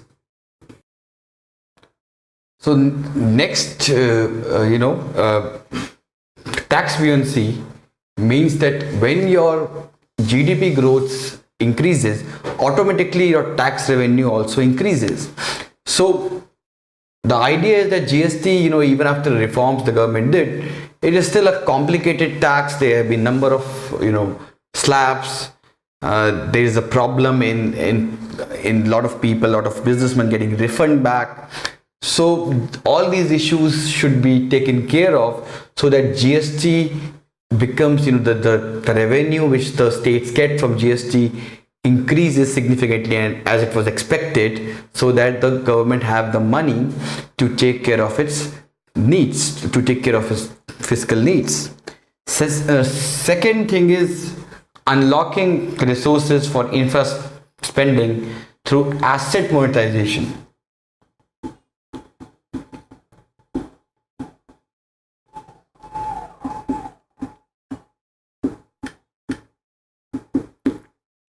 So what do you mean by asset monetization? It means, simple means, if you have an asset and you get money on behalf of the asset, if you sell an asset, that is known as asset monetization, because asset in itself is not money. You cannot say that, okay, I have house, so please give me few things, or please give me any food. You cannot do that, right? Because asset is not a liquid money. But when you liquidize that asset, when you sell that asset, then that is called as asset monetization, right? So the state government have a number of assets. They have highways. They have built highways, right? They have built flyovers. What they can do is that they can do transfer of toll,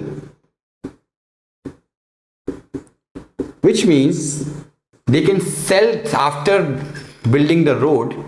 They can give the job of toll collection to a private body, right? And they can get the money for that.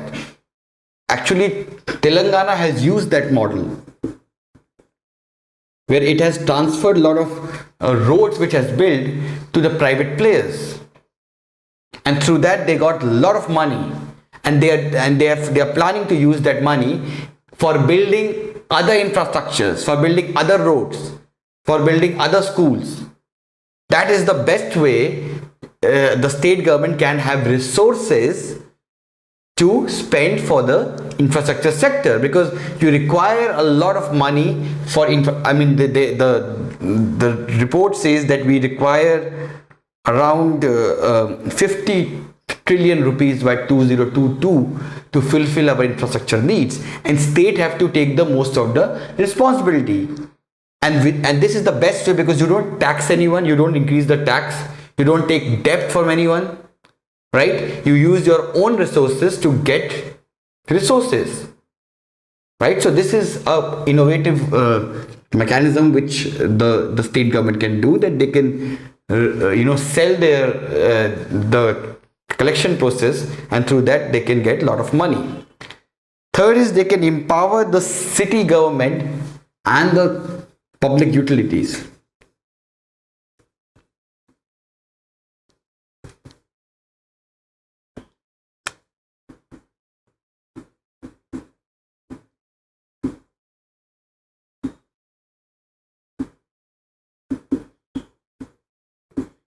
Which means that the municipalities should be allowed by the state to have freedom to manage their own resources. So a concept of municipal bonds are gaining a lot of traction in last few years. Number of municipal corporations like Pune, Ahmedabad, they have been using this as an medium to raise the resources. But in order to repay back those resources, if you issue municipal bonds, it's kind of a loan. You will have to repay that loan. So you cannot have municipal, I mean, nobody will buy your bonds till the time they know that, okay, you are in a capacity to repay the loan. And for that, and that is not possible till we allow free electricity, till we give free electricity, and till we give so much subsidized service in all the public utilities. So what we can do is, along with municipal bond, we can reform our pricing process, which means for the poor, we should subsidize the basic necessities like water, like electricity, and other things. But for the rich should at least pay the market cost. I mean, why should rich be subsidized for the fact that they are in a capacity to pay? So government should ensure, or that city governments should have a market, or the pricing should be competitive. It should realize the cost, right? And that can only be done when we do cross subsidization, when we charge more from the rich and we provide the services to the poor section at a subsidized cost. In that way, the local municipal bodies will have the resources to repay these municipal bonds, and that will motivate, and that will, flourish the bonds market in future.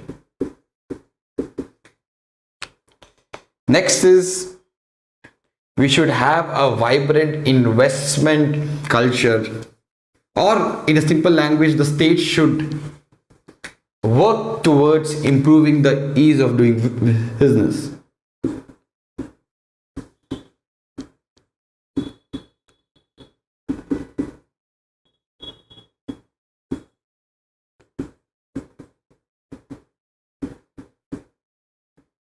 So already a lot of states are doing some innovative. They have established single window clearance, like in Andhra Pradesh, in Maharashtra, in some areas. But states should also focus on labor reform, because labor reforms, the rigid labor laws we have, they are the single most constraint which is preventing the investors to invest in India. So they should reform the labor laws. They should ensure that there is single window clearance. They should do structural reforms to ensure that there is timely clearance, there is fair and effective land acquisition. All these things are required for private investment to boost. And once private investment will boost, the government will get more tax revenue. And lastly, they should redress the agrarian stress through wholesome reforms.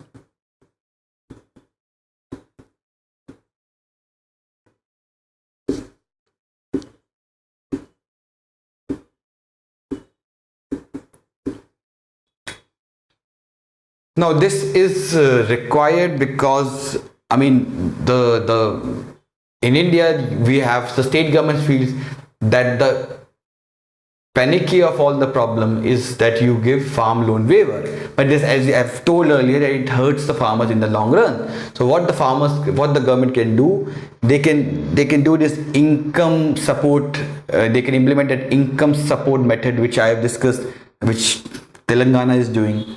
They can also ensure that all the farmers have this crop insurance facility. They should ensure the smooth functioning of this Pradhan Mantri Fasal Bima Yojana. Government should also invest on road, warehouses, logistics, cold storage. All these things the government should focus on. So this ends the 8th issue of the week. Let's move to the next issue, which is India's wrong approach to paid maternity leave.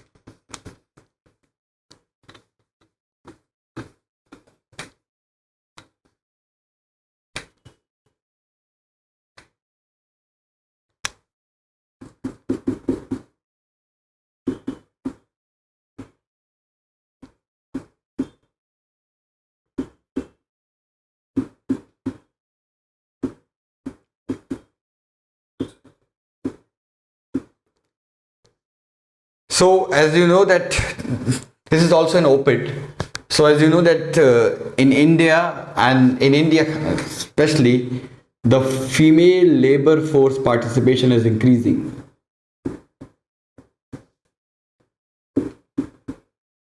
And we have discussed that in detail, that there have been education factors, income factors, which are contributing to this decrease.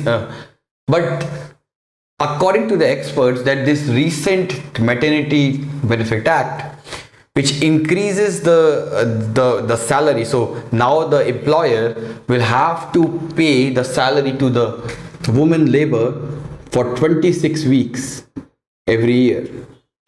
So once you get pregnant, once you deliver a baby, for 26 weeks, the employer will have to pay the full salary to the female employee. Now the experts are saying that this would further contribute to decline in the labor force participation of females.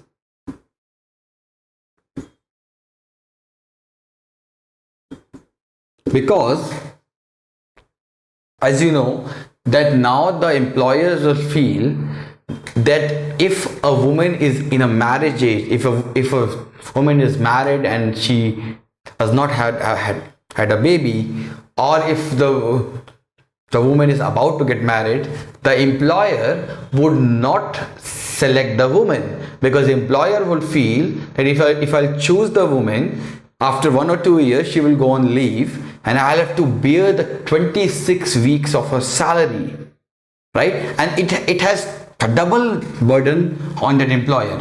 First burden is that you have to pay him or pay her the salary for 26 weeks. The second burden on him is that he has to employ another person to do the job of that lady.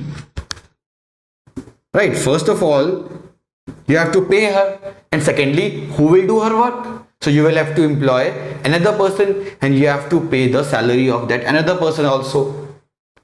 So this is a double burden on him, and that is why this amendment, which is a progressive amendment, but ultimately it will make the situation of the woman worse. So the author says that there are two solutions which need to be taken to improve to reverse this phenomena. First is that there is a need of an employee payroll tax.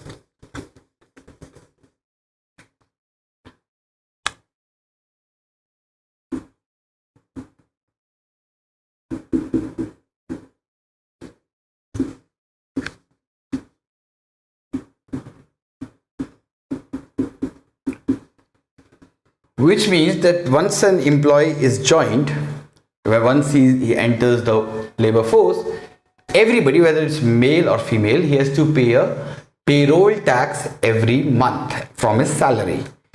And that money would be used to pay the salary of those female workers who take leave during the pregnancy process. So now the employer will not bear any extra cost. Now he will collect that tax, and from that tax he will pay the salary, right? So no extra burden on female employees. Second is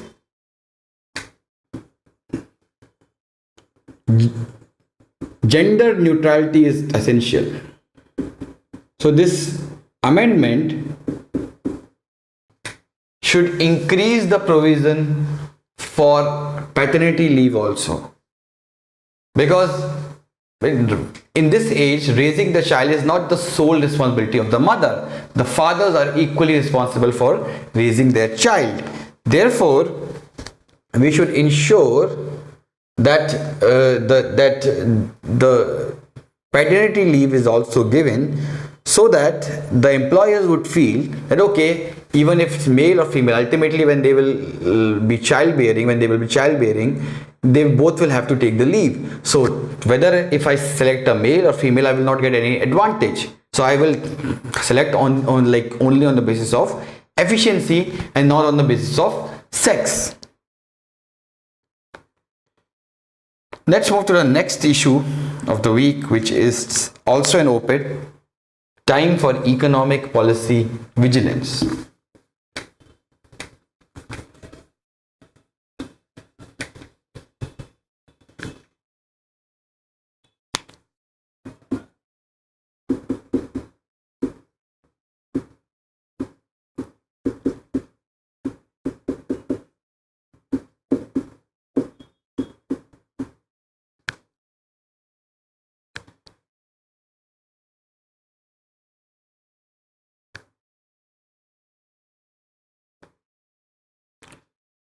So, as the name suggests, it says that the growth in India is picking up right now, and IMF has estimated that India will have 7.3% growth rate in this current and 7.5% growth rate in the next fiscal year, and India is contributing 15% of the global growth. And it says that government has implemented a number of reforms like GST, insolvency code, liberalization of FDI, and improvement in ease of doing business, which will show results in the coming years. But it says that there are still a number of risks which are being faced by the Indian economy. And these risks are external and internal. When you talk of external risk, the biggest risk is high crude oil prices, and there is also increasing protectionism across the world. So that could adversely affect our exports, and high oil prices would mean that our import bill will be increased, and that could worsen our current account deficit.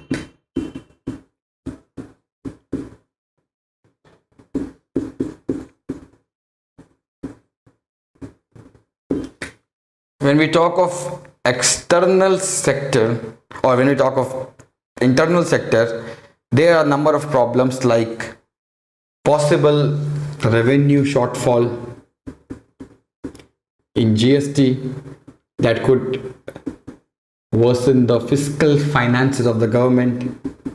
Then we have the problem of twin balance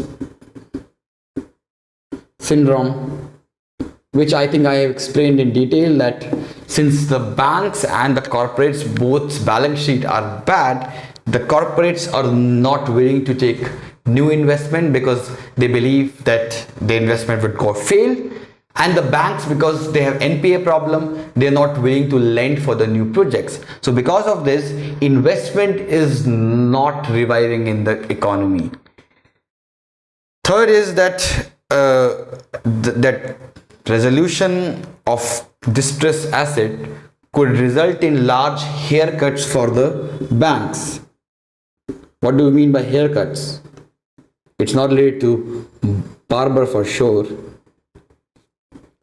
In banking language, haircuts mean that suppose a person has given a collateral, right? And on the basis of that collateral, suppose the worth of the collateral is 75 lakhs and the loan he has taken is 1 crore. Now if he says that I'm bankrupt, I'm unable to pay the loan, what bank will do? Bank will acquire his 75 lakh worth collateral and it will sell that. But still, bank will face 25 lakhs loss because the actual loan he had taken was 1 crore. So that 25 lakh would be called as haircut, which the banks will have to accept. But after doing this, the banks, that bad loan will be out of the balance sheet of that bank. So the problem in India is that the corporates that are doing the balance sheet thing, we have this vigilance, we have this CBI. So the PSB, they are afraid of undergoing this haircut, because they believe that if they will do that, if tomorrow there is a vigilance inquiry, that would hurt our position. So these are the external and internal constraints that we have. So what are the reforms which we require? First is that we need labor market reforms. Government had moved towards that in the initial years, but now because of pressure from the labor market, they have gone slow on that. Second thing which the government requires is to ensure that GST is well implemented. Third thing government requires is smoothing the IBC or the insolvency and bankruptcy code. And fourthly, it should try to focus on improving the ease of doing business. So this ends this issue. Let's move to the next issue, which is Article 35A issue or 35A debate.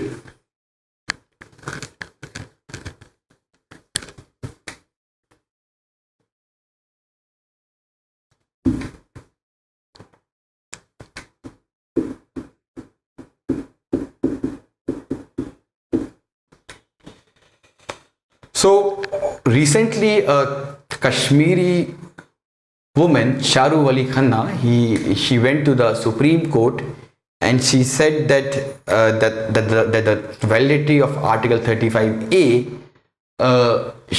she challenged the validity of Article 35A in the Supreme Court, and it says that that article, took her succession right away, and it also disfranchised her because she married outside the state. Now Supreme Court accepted her plea, and now Supreme Court is, it has appointed a bench which will decide the constitutional validity of Article 35A. So this topic was in news because the controversy it has been created, with some people in favor of this and many people against it. So let's first understand what is Article 35A.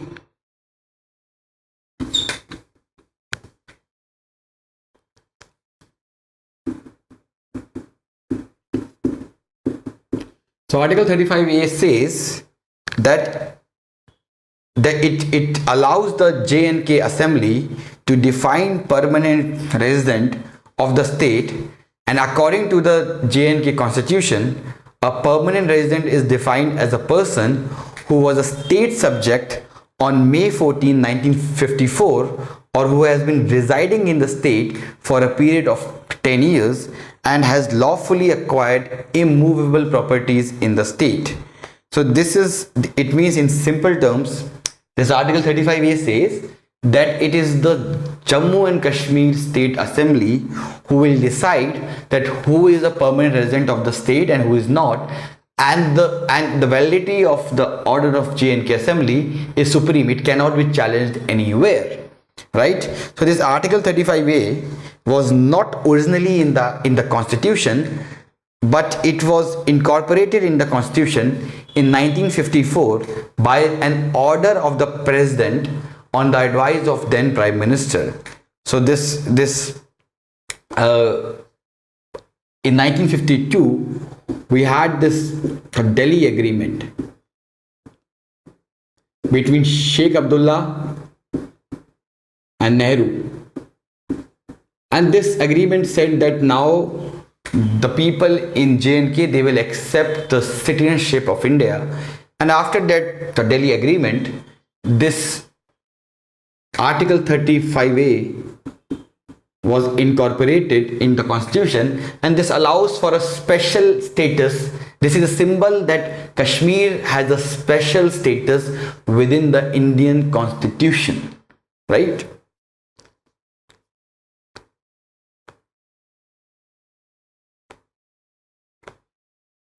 So let's now do the analysis. Let's first discuss the points in favor of scrapping Article 35A.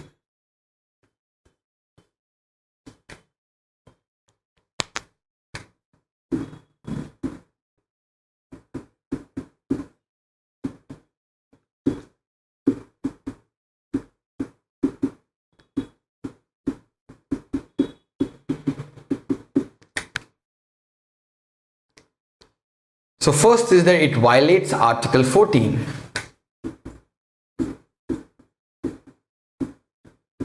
See, understand this, that this article says that if a Kashmiri man marries a woman from outside Kashmir, that man will not lose its property rights. He will not lose its voting rights. He will continue to be the permanent resident of that state. But if the woman does the same, if she marries outside the state, she will lose its permanent resident status, and she will also lose her right over the property rights and voting. Now this is, first of all, it is against Article 14 because it violates right to equality of law, right to equality before the law. Second thing which it violates is that it's a patriarchal concept. How could you allow a man to get special privileges but not women, right? Second issue is that there is an outsider versus insider issue. So if a woman from outside marries a man from Kashmir, she automatically becomes the permanent resident of the state. She gets the voting rights, she gets the property rights.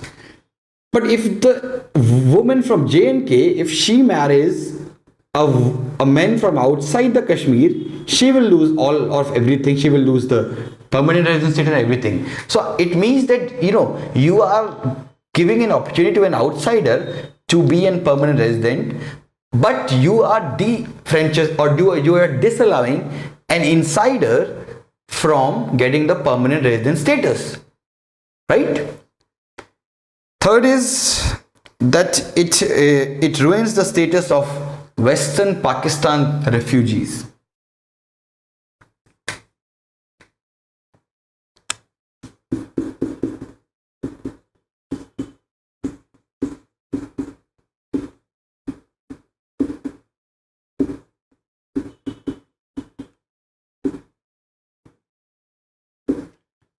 So a lot of people from Punjab, they settled in Jammu, they settled in Srinagar, and they came after 54, 53. Now they are not considered as permanent resident of the state, which means even after living there for 6-7 decades, they cannot buy a property in J&K, they cannot vote, their children cannot take admissions in the state institutions, in state education institutions. So even after 6-7 decades, they are still being considered as refugees thanks to this law. So this kind of it ruins the status of West Pakistani refugees. Also, it gives a free hand to the state government and politician to discriminate between the citizens of India. Next is Article 370 was a temporary provision.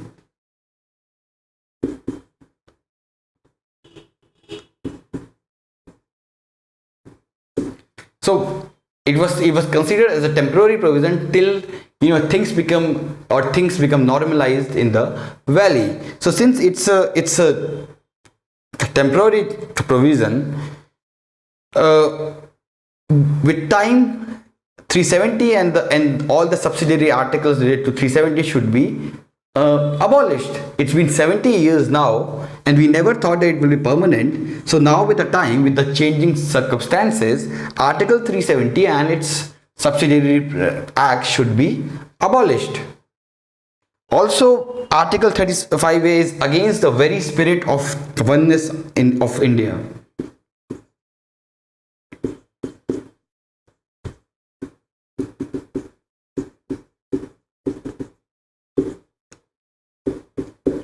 Because it discriminates between citizens. You can buy a land in UP, you can buy a land in Rajasthan, but why to have a special status for citizens of India? And when we say that we are one from Kashmir to Kanyakumari, it should be like that. Why should we have special enclaves in a special state? And it also violates the fundamental rights of 14, 19 and 21, because Article 19 and Article 21, 19 says that we can settle down anywhere in the India that we like. Article 21 says we have right to life and liberty, and this provision violates both of these articles, right? Now let's look into the arguments against scrapping Article 35.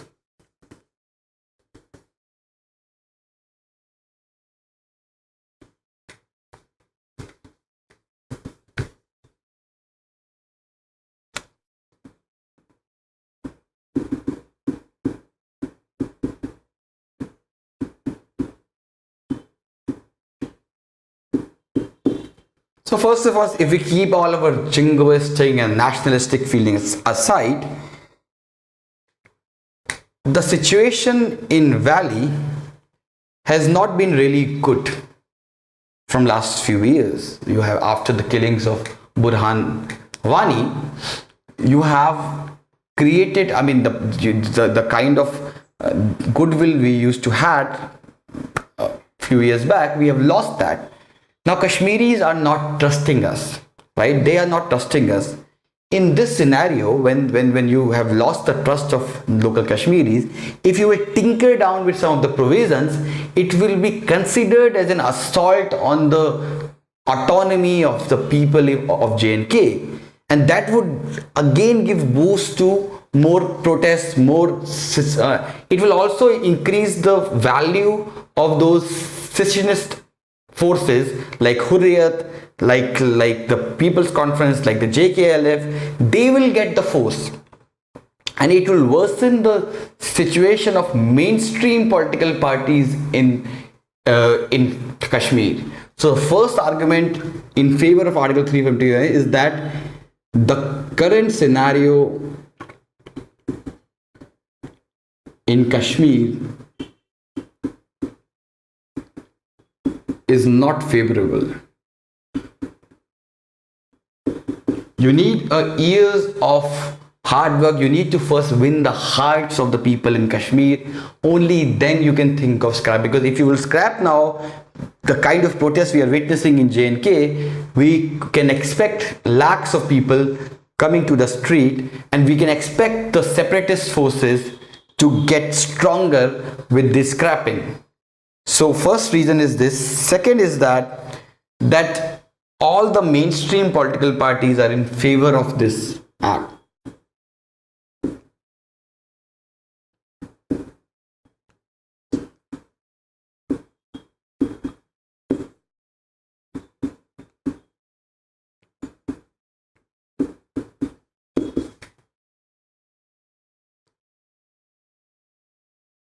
Thirdly, it will destroy the goodwill which India enjoys in the valley.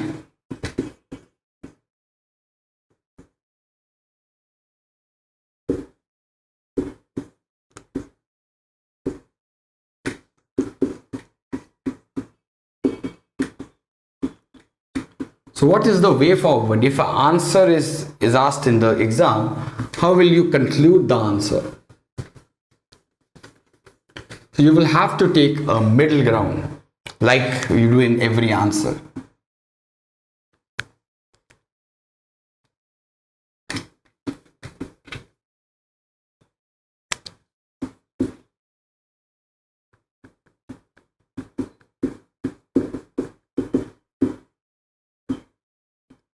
So see, you can take this thing that since the things in Kashmir, things are not going well, and if you scrap Article 35A, it could generate a series of unrest in valley.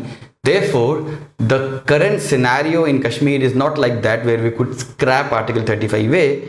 Therefore, what we should do is that we should win the trust of people in Kashmir, and we should let them, we should first ask them, we should conduct a referendum in Kashmir that people want that or not, and based on that referendum, based on the wishes of the people, we should take a further decision of scrapping or retaining Article 35A. So idea, the most practical solution is that you should involve them. You should first convince them, try to convince them that see, this article is discriminatory against your woman. And after convincing, if they themselves believe that yes, this is a discriminatory act, therefore it should be scrapped, we should do that.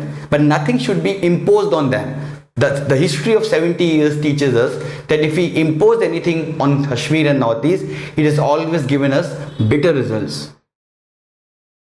So we should first, try to make an atmosphere like that in which the voices of Kashmir should be heard, and based on that, we should take the decision. Let's move to the next issue, which is the Delhi High Court decriminalized beggary.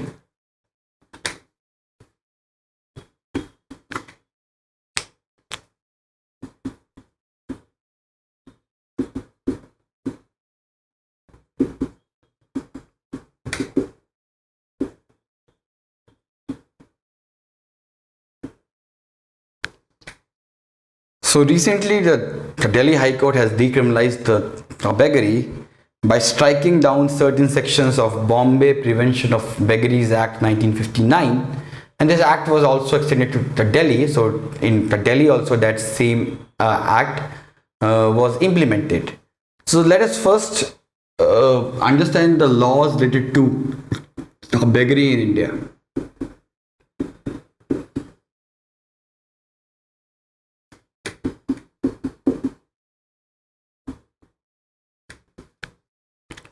So in India, we don't have any central law, but we have laws in 22 states. So 22 states in India have criminalized beggary, and all of the laws are inspired by the Bombay Prevention of Begging Act 1959.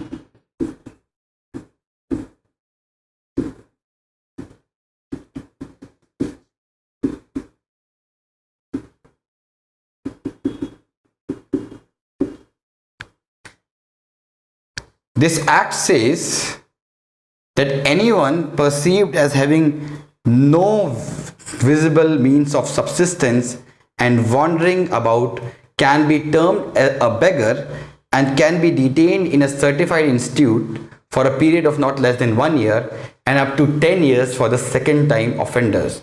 So this act also governs, or it also defines begging. It says that begging as soliciting or receiving money slash cloth slash ordinary things required for living and which are given to a beggar in a public space, even when the beggar is doing so by singing, dancing, selling an article, fortune telling. Also, beggars include anyone who enters someone's private premises so as to get money or clothes or any other ordinary things which is given to a beggar. Also, anyone who allows himself to be exhibited in order to get alms. Also, anybody who has no visible means of subsistence and is wandering about or living in any public area in a condition which makes a person likely to be considered as a recipient of money, clothes and ordinary things which are generally given to beggar. So this is how this act defines a beggar. Now it has also classified the beggar into 4 categories. First category is those who do not wish to work.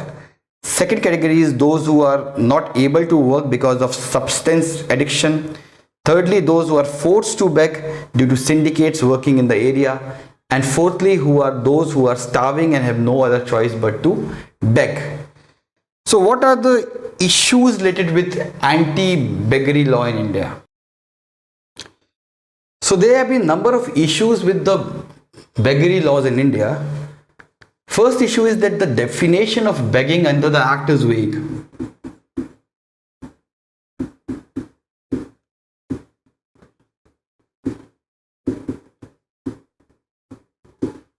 So as we have discussed, that this law says that even if you are earning money by singing, by fortune telling, by selling something on the street, you can still be considered as a beggar. And this would mean the people who are doing some performing arts, and that is also a work. I mean, not everybody can do a white collar job. If somebody has got a talent of singing, and if he's singing in the road and in behalf of that he's getting money, then you cannot call that person as a beggar. You cannot arrest that person. So this definition of begging is vague, and that leads to misuse by the law enforcement agencies. Second is that this law gives hard punishment for begging without any rehabilitation.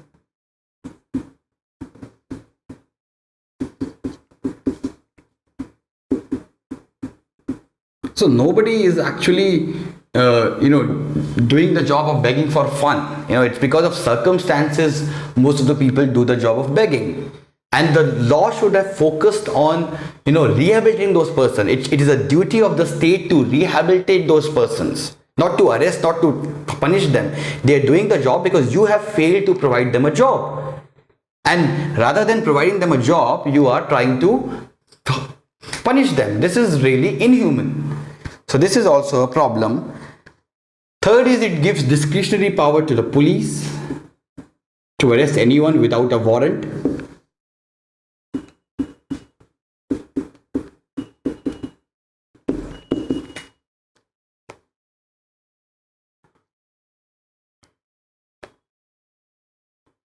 Fourthly, it violates the Article 21 of our Constitution,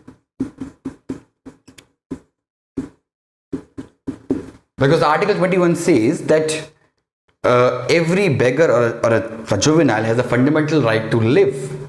So it's a state responsibility to provide them an alternative. It is not the state responsibility to arrest him for not doing a job. So also in this act, there is no rule regarding the right to receive training or education.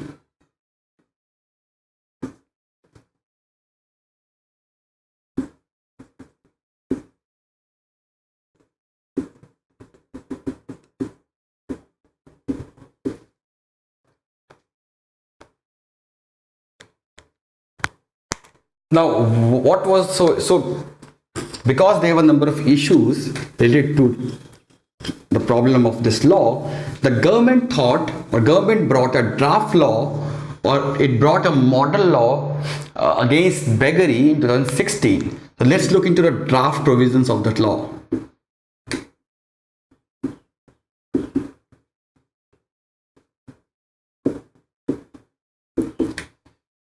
So it talked of number of things. Firstly, it talked that it covers all the destitutes, homeless persons with mental and physical disabilities, beggars who are above the age of 18. So all these people were covered under this law. Secondly, it decriminalized beggary except certain offenses. So the main component of this law was that it decriminalized the beggary.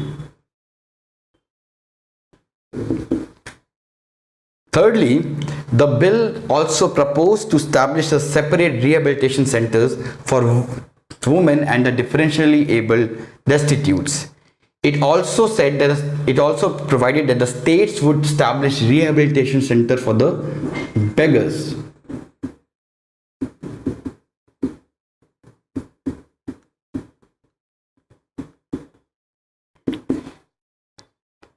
It also provided that state would provide vocational and skill education to the beggars, and it also said that all the it decriminalized most of the things in the beggary.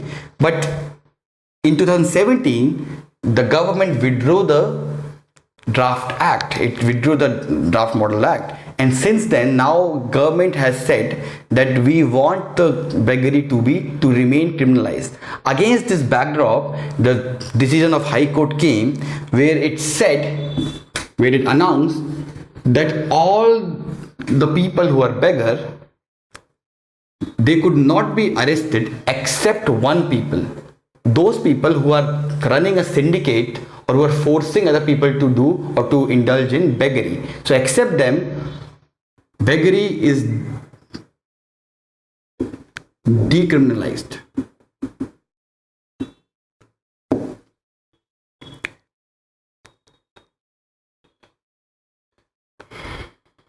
Also, the court said that the Begging Act violated the Article 14, which is equality before law, and Article 21, which was right to life and liberty. It observed that the state cannot, with the thing which I was saying, that state cannot penalize people for not doing the work. It is ultimately the responsibility of the state to provide them the work. It's not the responsibility to arrest them. So based on this issue, the court has decriminalized the beggary. Now, what is the way forward for this? It's a step in right direction, but this problem of beggary cannot be solved with only the High Court's verdict. It's a very, very deep problem in India. So the state should, or the government should come up with a law, and the law should say that all the people who have been begging, the government would shift them to a rehabilitation center where they will be provided with skill training so that they don't need to do the job of beggary in future. That is the things which state should do. Also, the state should reintegrate them with the families. They should provide the legal support to them. All these things are needed in order to eradicate the problem of beggary in India. Let's now move to the last issue of the week, which is also an op-ed, last mains issue. Let China pay for India's solar push.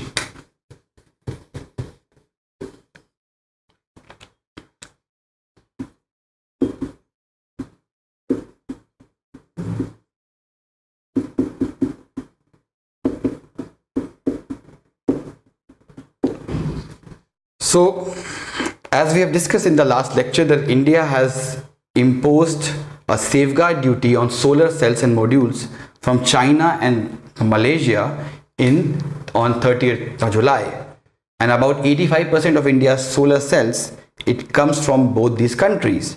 Now experts have raised doubts against them. They have said that this would actually be this duty would actually hurt India rather than hurting these countries. So the experts have said that this duty would hurt India in 3-4 ways. Firstly, it would mean that it would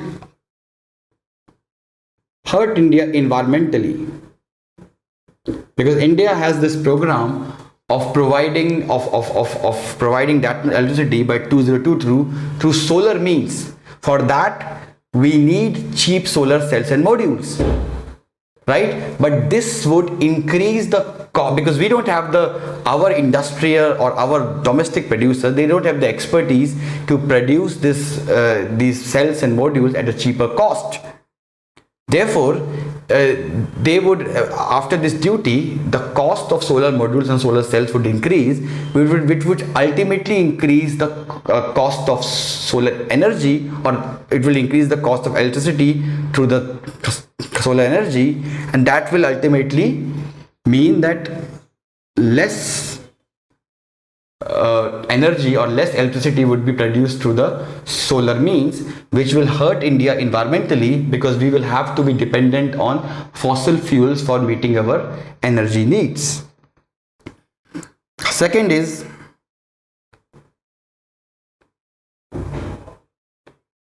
it would have impact on employment. So as you know that solar cell production is not job intensive. Solar module production is not job intensive, but for installation and for maintenance of the project or of the plant, you require a lot of labor.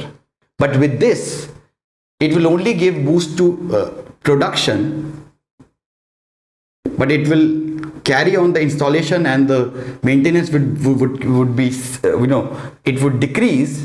It would mean that ultimately it will hurt the job prospects in India, because see, ultimately it will hurt the solar industry in India. There will be less production. Less production means that there will be less new plants which will be established. Less new plants that will be established mean that there will be less job required for installation and maintenance, and ultimately it will mean less job creation in India. And thirdly, it will hurt the consumers, because they will have to pay higher price for buying solar electricity.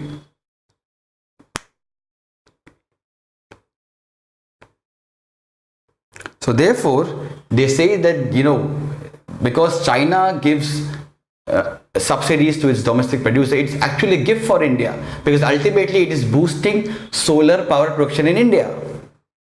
Ultimately it is boosting that in India. So we should accept it as a gift, and we should remove these duties, because these cheap solar imports from China and Malaysia is ultimately boosting the solar power growth in India, and this decision would hurt that badly. So this ends the main issues of the week. Next we will discuss the prelims issues of the week. So let's now start with the prelims issue. Most of the prelims issue this week Rakesh will take. I'll take few of them. So first is Prime Minister's Research Fellow Scheme covers entire country. So let's first discuss things which are important for prelims. So the aim or the ministry responsible for the scheme is Ministry of HRD,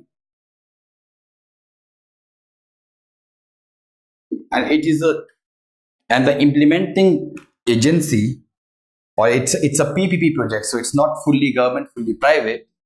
It is a PPP project, and the implementing agency is SERB, Science Engineering Research Board, which is an autonomous body of the Department of Science, and CIA. So SERB and CIA are the implementing agency of the project, nodal ministry or Ministry of HRD, and the objective of this project is to make people do research. So most of the IITians in India, most of the NITians, they go for the corporate jobs, they do their MBA, they don't do further research. So idea of the government is to motivate the students in these prestigious institutes to do research. So under this program, 5 institutes are covered: IITs, IAS, Indian Institute of Information Technologies, NIT, and Indian Institute of Science, Engineering and Research. So under the scheme, the students who are in the final year, they would be given, there would be a selection process, and after that process, they will be directly admitted to PhD, and that PhD will be of 5 years.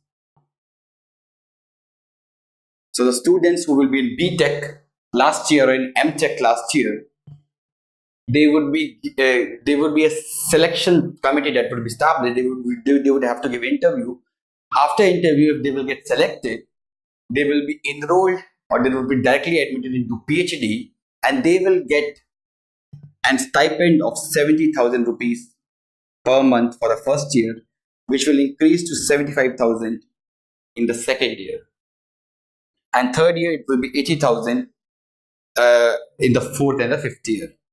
Also, along with this, the research fellow will get a 2 lakh rupees per year, which will be given for them to present their paper abroad, to go abroad and research. So for that also, 2 lakh rupees of stipend would be given.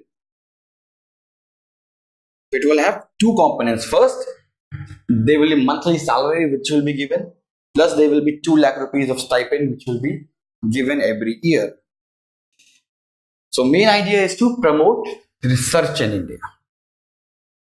Next we have is bidder information management system and Bhumi Rashi.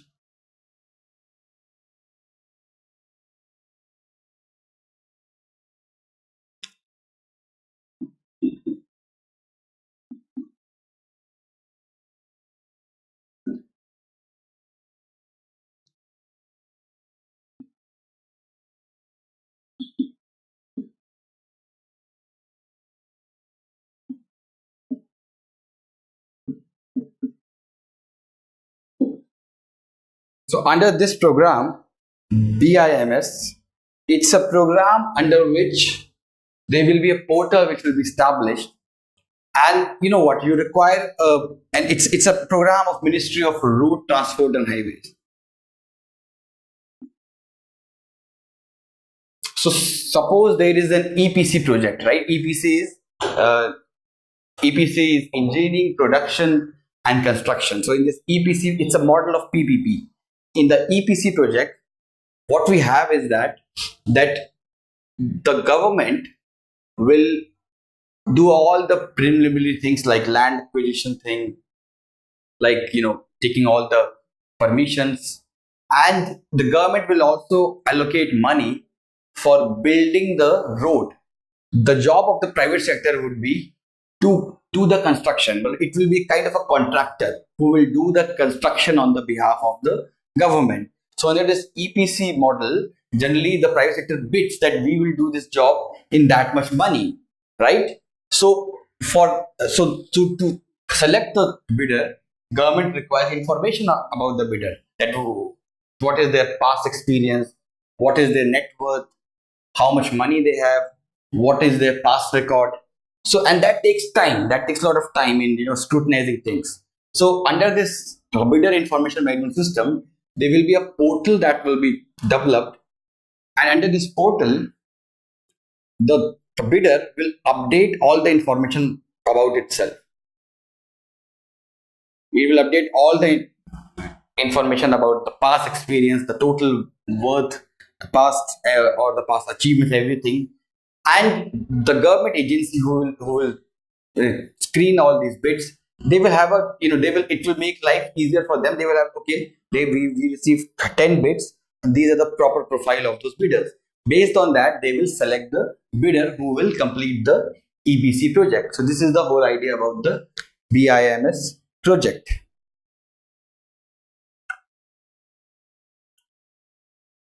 Next is the Bhumi Rashi.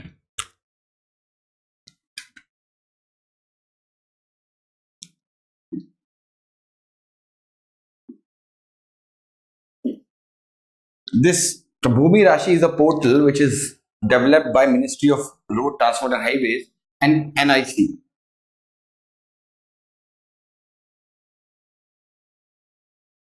And that it will comprise, or it is a portal which will have entire revenue data of the country, right to 6.4 lakh bridges in India.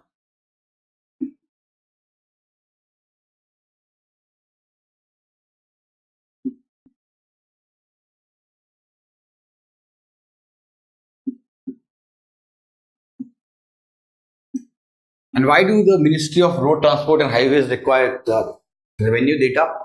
Because during acquiring process, during land acquisition process for building highways, you require these revenue data. Based on that, you decide how much money you can give, right? Or how much money as a compensation you would give. So for that, you require revenue data. So once the ministry will have the revenue data, it will make the land acquisition process faster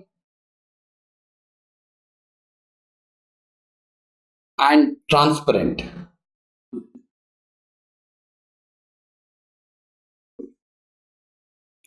Next is Startup India's Academia Alliance program.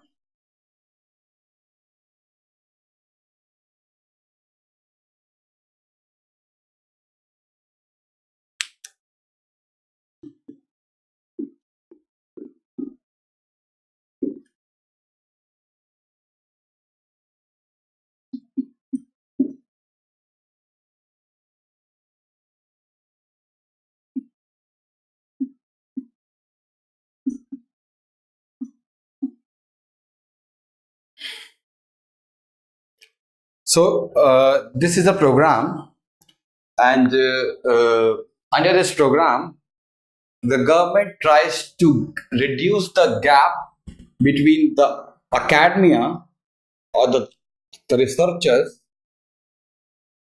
and the startups. The problem in India is that the academia is too much stuck to the lab. Their research is not used, it's not marketized, it's not popularized by the people who are working in the same industry. So the main idea of the program is to link the people who are doing research in a particular field, for example, biotechnology. So they are creating new research, they are doing new research, but this research is not reaching to the startups who are in the field of biotechnology. The idea of the project is to link the research, so that this research reaches the startup, they use that research, and by using that research they benefit from it. So it is a program under Startup India,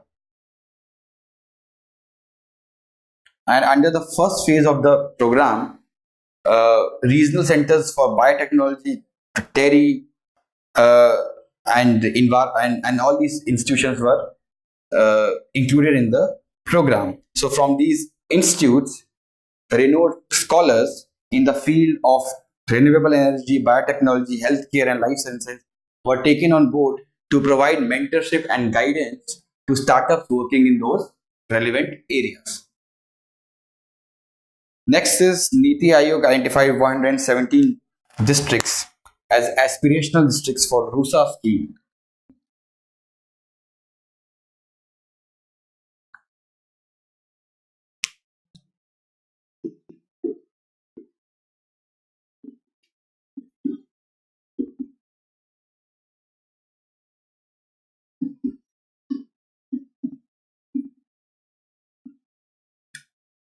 So what do we mean? First, discuss what is RUSA scheme. So RUSA is Rashtriya Uchchatar Shiksha Abhiyan. It is a centrally sponsored scheme with the aim to increase the enrollment ratio in higher studies to 30%.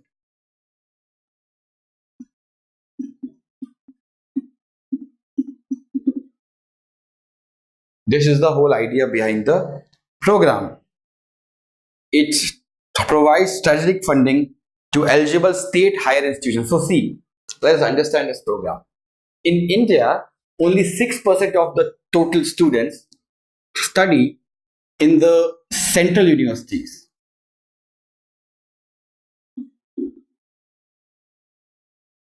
And 94% of them study in state universities. And the condition of state universities are really bad. They don't get funds, there is infrastructure problem, there is teaching problem, and most of the government schemes are focused for the central government or the central university. So this scheme tries to address that weakness, is completely focused on the higher education institutes in the states. So under this, around 369 states universities are covered under this program. And how does this program work? So this program works, it is not imposed on the state government. There is no one size fits approach. All states who are willing to join the program, they first have to do the reform. So there is some criteria before you can get funding under the RUSA. So first the state government has to do reform, or state university has to do reform, like having exam on time and all these things. And state government has to provide some matching grant. After that is completed, grant under RUSA scheme is released. So once you do the groundwork, once the state universities do the groundwork, once it fulfills all the criteria, after that the grant under the RUSA scheme is released. So it's a reform based or reform linked grant.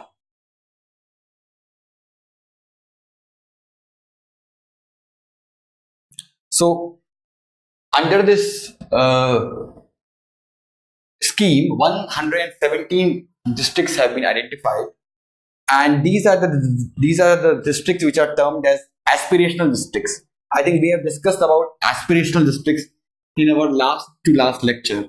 These are districts who are backward from the rest of the districts in the country. They have very bad social indicator, education, health, etc. So in all these 117 districts, model degree college will be established.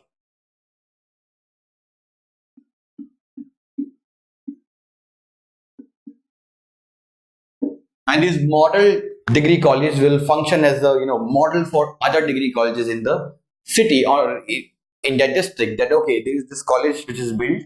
We should all create facilities like that college, and this model degree college will be established through the RUSA fund. So this model degree college, all the infrastructure costs will be taken care of by the central government, while all the reoccurring expenses like salary, etc., this will be taken care by the state government. So infrastructure by the central government and salary by the state government. Next is access to Andaman East. So to promote tourism in Andaman, there was number of islands who were prohibited. The foreigners were prohibited from going there. But now the central government has eased that, and now the foreigners can visit those 29 uninhabited islands. The idea is to promote more tourism in Andaman and Nicobar. Next is that government panel has suggested amending Passport Act to prevent borrowers from fleeing country. So it will work like, so there is a panel which has been formed by the government, and it is recommended to the government that Passport Act should be amended And if a person has a liability of suppose of a limit, that suppose it has liability of more than 1 crore, and that person has not been paying that 1 crore rupee, so then there will be restriction which will be imposed on him on flying abroad. They will be, I mean, first the bank will have to give permission. Based on that permission, he will be able to travel abroad. Because this thing is being done because of the incidences of Malia and Nirav Radia.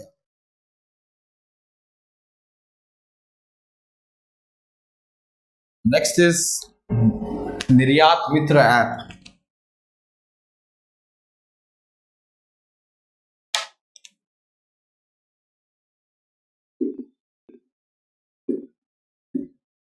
This app has been developed by Ministry of Commerce and Industry, and the app.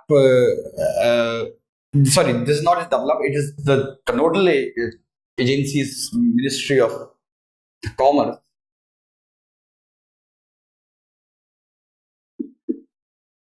and the app has been developed by FIEO, which is Federation of Indian Exporters Organization.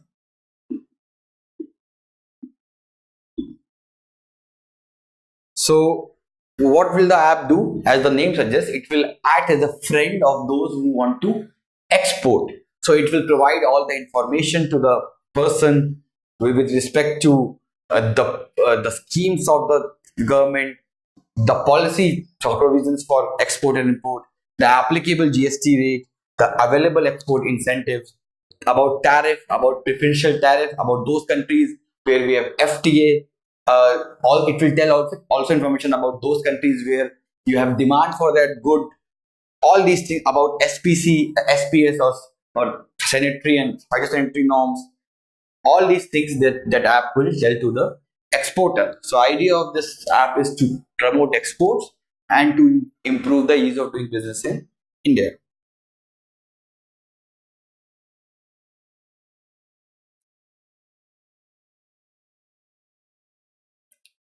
Next is Swachh.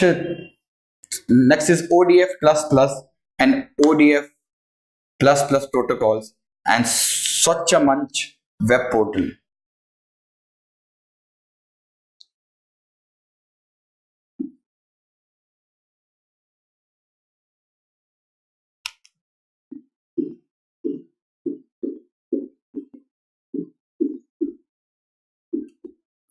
So as the name suggests, they are kind of a protocol. They are kind of a certification. So I mean, if there's a city which has done an exemplary job in not just open certification free, but you have waste management system, you have proper tanks installed, so you have gone beyond the mandate of SBM. These countries or these cities would be given the status of Swachh Bharat Mission open defection free plus status. And then there will be other cities which have become open defection free, but they have not really installed tanks, they have not really worked in the waste management thing. They will be given the category of SBM ODF plus. So this is the difference between SBM ODF plus and SBM ODF plus plus protocol, right? So it's kind of a thing to increase competition among the cities. So those cities, it will every city will aspire to become SBM plus plus because that is the highest rating that they can get.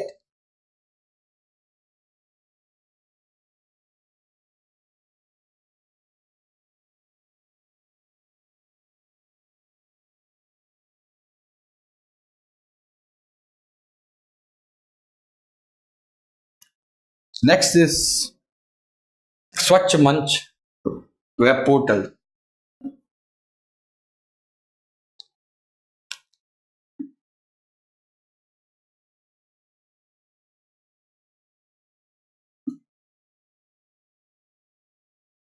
This is a web portal which aims to bring together every stakeholder contributing to the Swachh Bharat mission under a common platform. So it will allow the stakeholders to create, invite, and participate in volunteering opportunities around the neighborhoods. So anybody who wants to volunteer in the mission, what they can do is that they can take their pictures of cleaning the street and they can upload that in the app.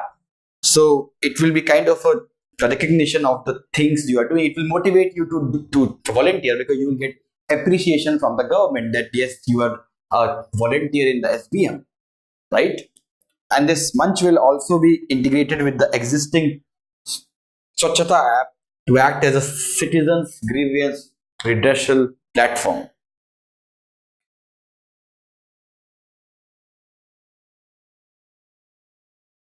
And the last issue of the week is that the government has announced that the NRIs cannot file RTA application. So the government has informed the Lok Sabha that only the citizens of the, or only the residents of this country can file a RTI. The NRI from like abroad, he cannot file a RTI in India. So this ends the prelims issues of the week. Rest prelims issues, Rakesh will explain in this lecture. Thank you. Subscribe to our YouTube channel and press the bell icon on the YouTube app and never miss another update from Civil State.